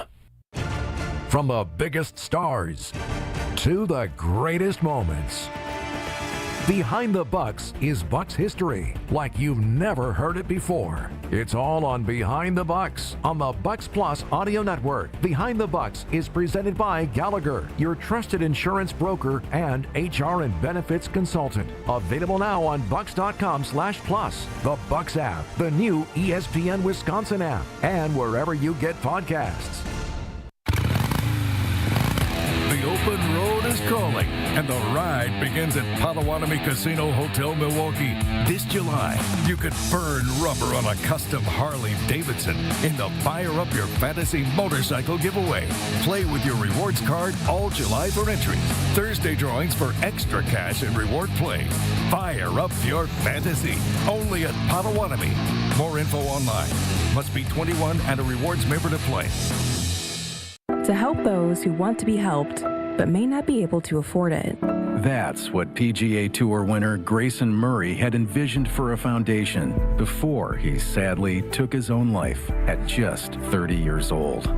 His parents channeled their grief into creating the Grayson Murray Foundation, carrying out his vision to help those struggling with mental health and addiction. To donate and learn more, visit GraysonMurrayFoundation.com. Looking to heat up a career in HVAC? Dick & Trough Heating and Cooling in Milwaukee is now hiring HVAC installers and service technicians. Family owned and operated, Dick & Trough offers competitive wages, a 401k match, health insurance benefits, and a winning, positive team culture that sets them apart. This is more than a job. It's a chance to grow with a company that truly values its people. Apply now to become their newest team member at dickandtrough.com. Dick & Trough Heating and Cooling. Come see the difference. Apply at dickandtrough.com. You're listening to Wilde and Tausch on 94.5 ESPN. Presented by Pella Windows and Doors of Wisconsin and sponsored by American Family Insurance.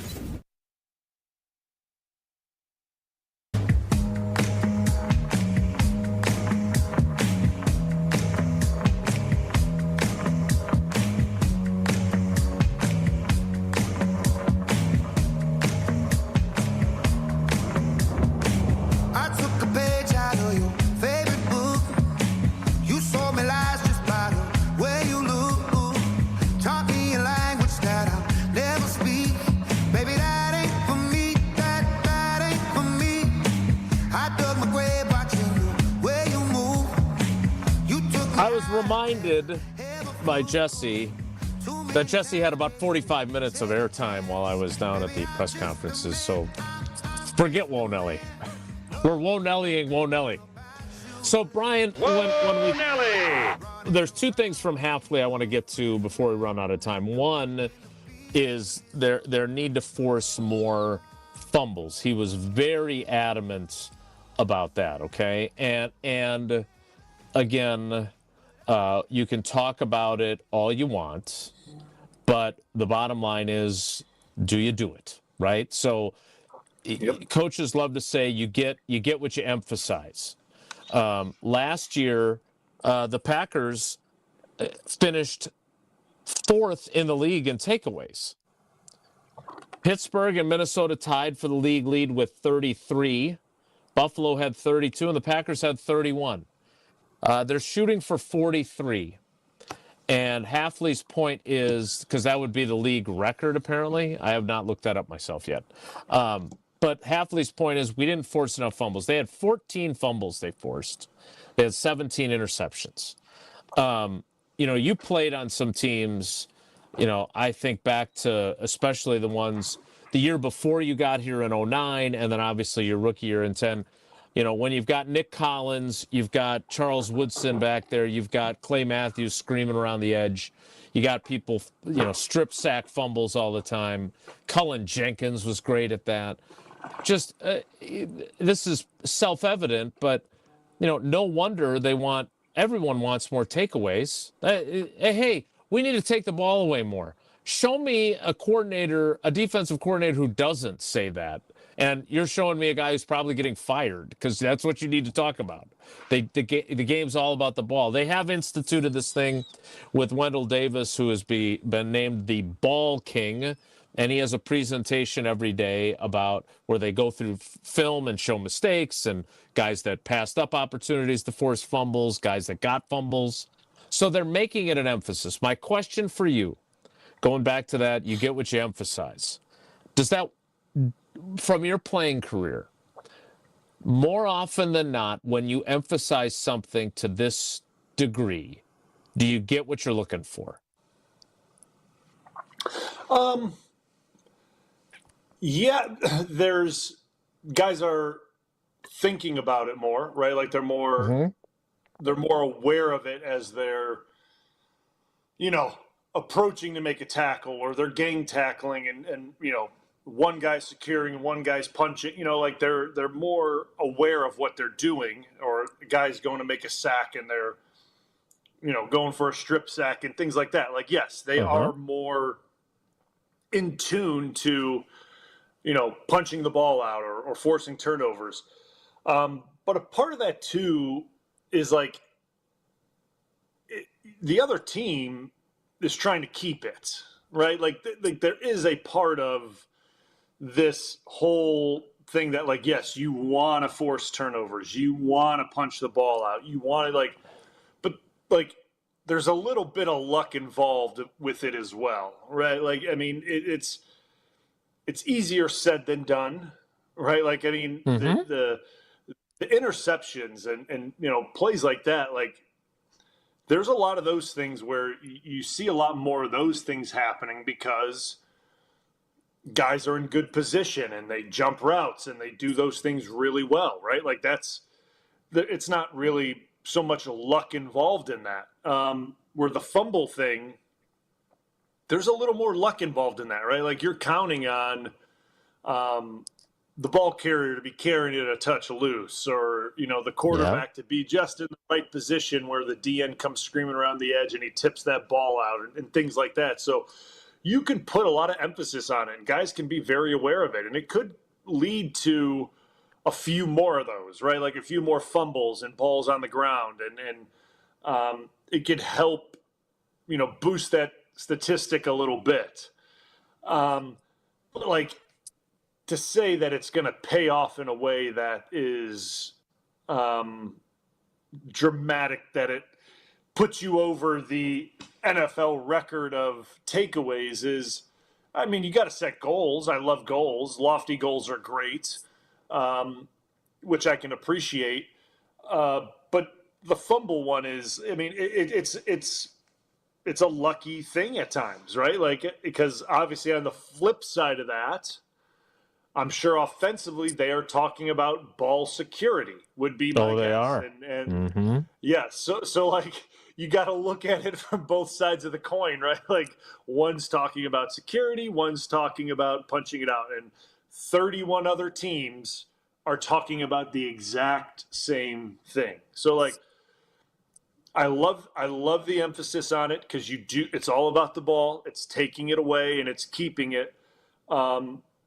But punching out the football and stripping it, I mean, there's a little bit of luck involved in that. And that's just the nature of this thing, right? Like, and if you're able to force 5 more, 6 more, and you're able to actually get on top of those and recover them, that's a big deal throughout a season, right? Like that's actually, like, you look how that propels you in the standings of turnovers and things like that. That's a big shift in where you end up ranking at the end of the day. So like to say we need 25 more is like outrageous like that. I mean, I'll, call it what it is, but say you get 6 more, like that's a big number.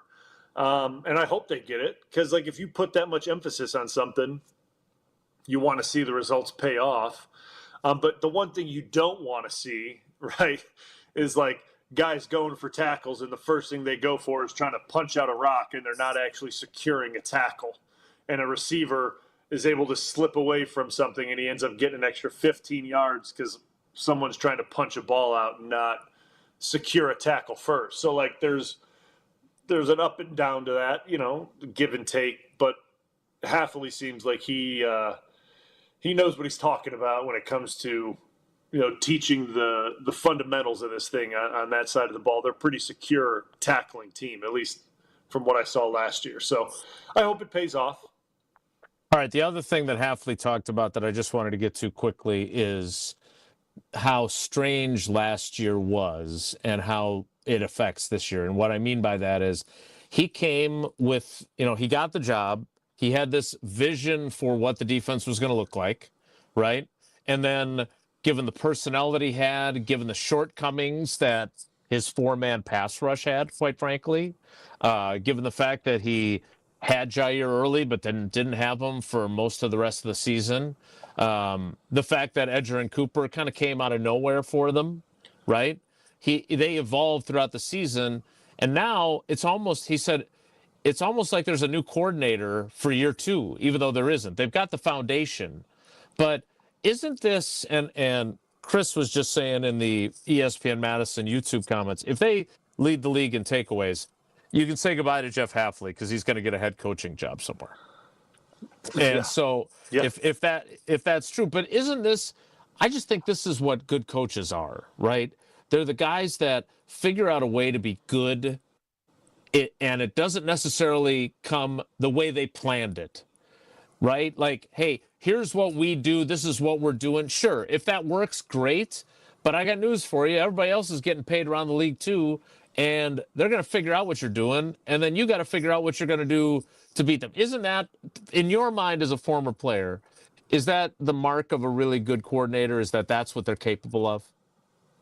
Yep. It's how they evolve and how they're able to adjust and not just adjust in a game, right? Like that's obviously how you see how a team is able to counter what another team is doing, but it's when you're in a rhythm of a season, how you're able to change things up in the middle of a season, right? Because when a team gets in a good rhythm and they're doing something really well in a season, teams, like you said, start to game plan and they start to figure out and tendencies of what your defense is doing, and they start to scheme that. And these offensive coaches are smart, right? Like they're able to dissect things, and these quarterbacks are smart. They're able to see tendencies and they're able to change plays and make adjustments really well. And it's how these coordinators are able to mid-season make adjustments and disguise things and change tendencies and break tendencies that kind of separates, right, the great coordinators from just the average ones, right? And I think Hafley, he has that, right? And you saw it last year. Pass rush wasn't what we thought or what he thought it was. We can't just You can't just go on like this. We just can't continue to allow this to happen. We have to figure out a plan, and he did. And you look at how they finished last year, it's pretty good. It was pretty good how they finished out last year. And now we just and if they're able to do the stuff that they weren't able to do last year now, who knows how good they could be. All right, we need to wrap things up. We're running out of time. Bryan Bulaga is our cousin sub of the day. It's Wilde and Tausch. This is Wilde and Tausch on 94.5 ESPN, presented by Pella Windows and Doors of Wisconsin, and sponsored by American Family Insurance. Brew Crew Tuesdays are back on August 5th. Turio sends it deep to left, and there she goes. Catch the Brewers on local TV as they battle the Atlanta Braves. And Yelich launches one deep right center field. Forget about it. Oh, my goodness. Third deck. This edition of Brew Crew Tuesdays is presented by Pella Windows and Doors of Wisconsin. Tune in August 5th at 6:15 on Fox 6 in Milwaukee, or check your local listings to watch the game. Wow, a bomb by Yelich. Join the crew for an electric matchup when the Brewers host the Mets August 8th through the 10th. The weekend starts with a celebration at Cerveceros Night on Friday the 8th, featuring makers markets, music, and more. Then don't miss an all-new Christian Yelich bobblehead giveaway on Saturday the 9th, courtesy of American Family Insurance. Close out the series with Sunday matinee baseball and a limited edition Jacob Mizorowski t-shirt giveaway. Grab your tickets at Brewers.com. Pro Savings Days are back at Lowe's. Right now, get a 4-piece GE kitchen suite for under $2,000. Plus, get a free DeWalt 20-volt Max XR 8 amp-hour battery when you buy a select DeWalt tool. Save big with deals that work as hard as you do. Shop Pro Savings Days in-store or online today. Lowe's, we help, you save. Valid through 8/1. Selection varies by location. While supplies last. Discount taken at time of purchase. See sales associate for details. Finding great candidates to hire can be like, well, trying to find a needle in a haystack, but not with ZipRecruiter. Its powerful technology actively finds and invites qualified candidates to apply to your job. So while other companies might deliver a lot of hay, ZipRecruiter finds you the needle in the haystack. See why 4 out of 5 employers who post a job on ZipRecruiter get a quality candidate within the first day. Try ZipRecruiter for free at ZipRecruiter.com/free. That's ZipRecruiter.com/free. Hey, it's Brad Nortman, and I have something important to tell you about my friends from Bank 5-9. The Wisconsin State Fair starts on Thursday, and make sure you stop by the Bank 5-9 Amphitheater, the largest free stage at the State Fair. Bringing this great free entertainment to fairgoers is just another way that Bank 5-9 serves their mission to make lives better. Opening night is this Thursday, and make sure you stop by to see Journey from the Heart take the Bank 5-9 Amphitheater stage. Learn more about Bank 5-9 at bank59.com, member FDIC.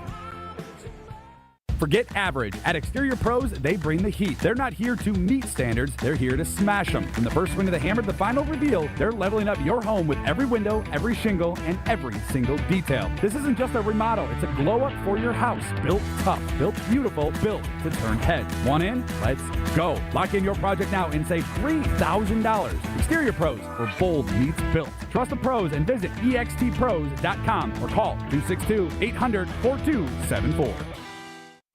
For your next night out, revel in the fusion of artistry and flavor with Sushi at St. Kate, offering guests an elevated experience where freshness and creativity converge in every bite. St. Kate the Arts Hotel introduces an exciting new sushi menu to its culinary repertoire. Indulge in the finest seafood, freshest ingredients, and expert craftsmanship for an inspired and delectable dining journey. Experience the art of sushi at St. Kate and learn more at stkatearts.com.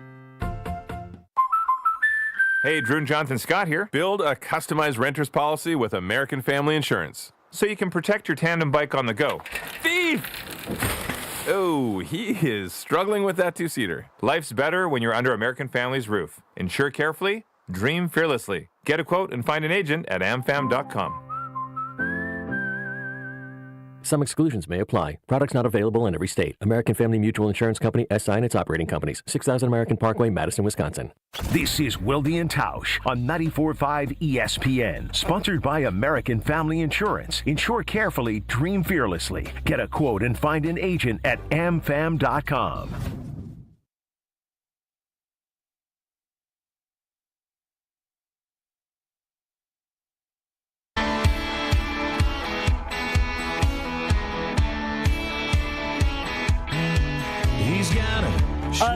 late, so we got to go.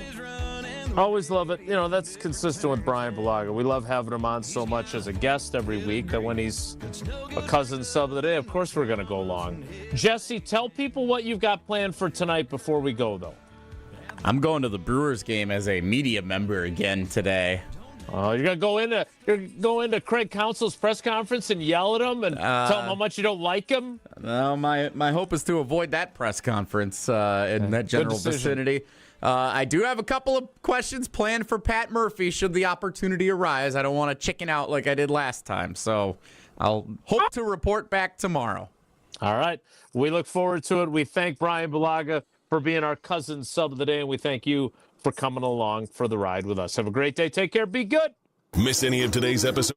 Joint pain makes it hard to enjoy anything when it comes to life, let alone the small things like getting out of bed or walking down a flight of stairs. Whether it be hoping it'll just disappear or feeling like you've tried every other option, let me tell you, you haven't tried them all if you haven't tried QC Kinetics. This is Brad Nortman, and I have to tell you about my experience when I visited QC Kinetics at the Greenfield location. It was incredible to see with my own two eyes all the tools that they have to get you feeling your best and get rid of that pain for the long term. QC Kinetics is the nation's leader in regenerative medicine, and they have cellular therapies that's going to get that pain away for the long term and get you living your best life again. Your pain-free life is waiting for you on the other side of calling QC Kinetics, because there is your free, no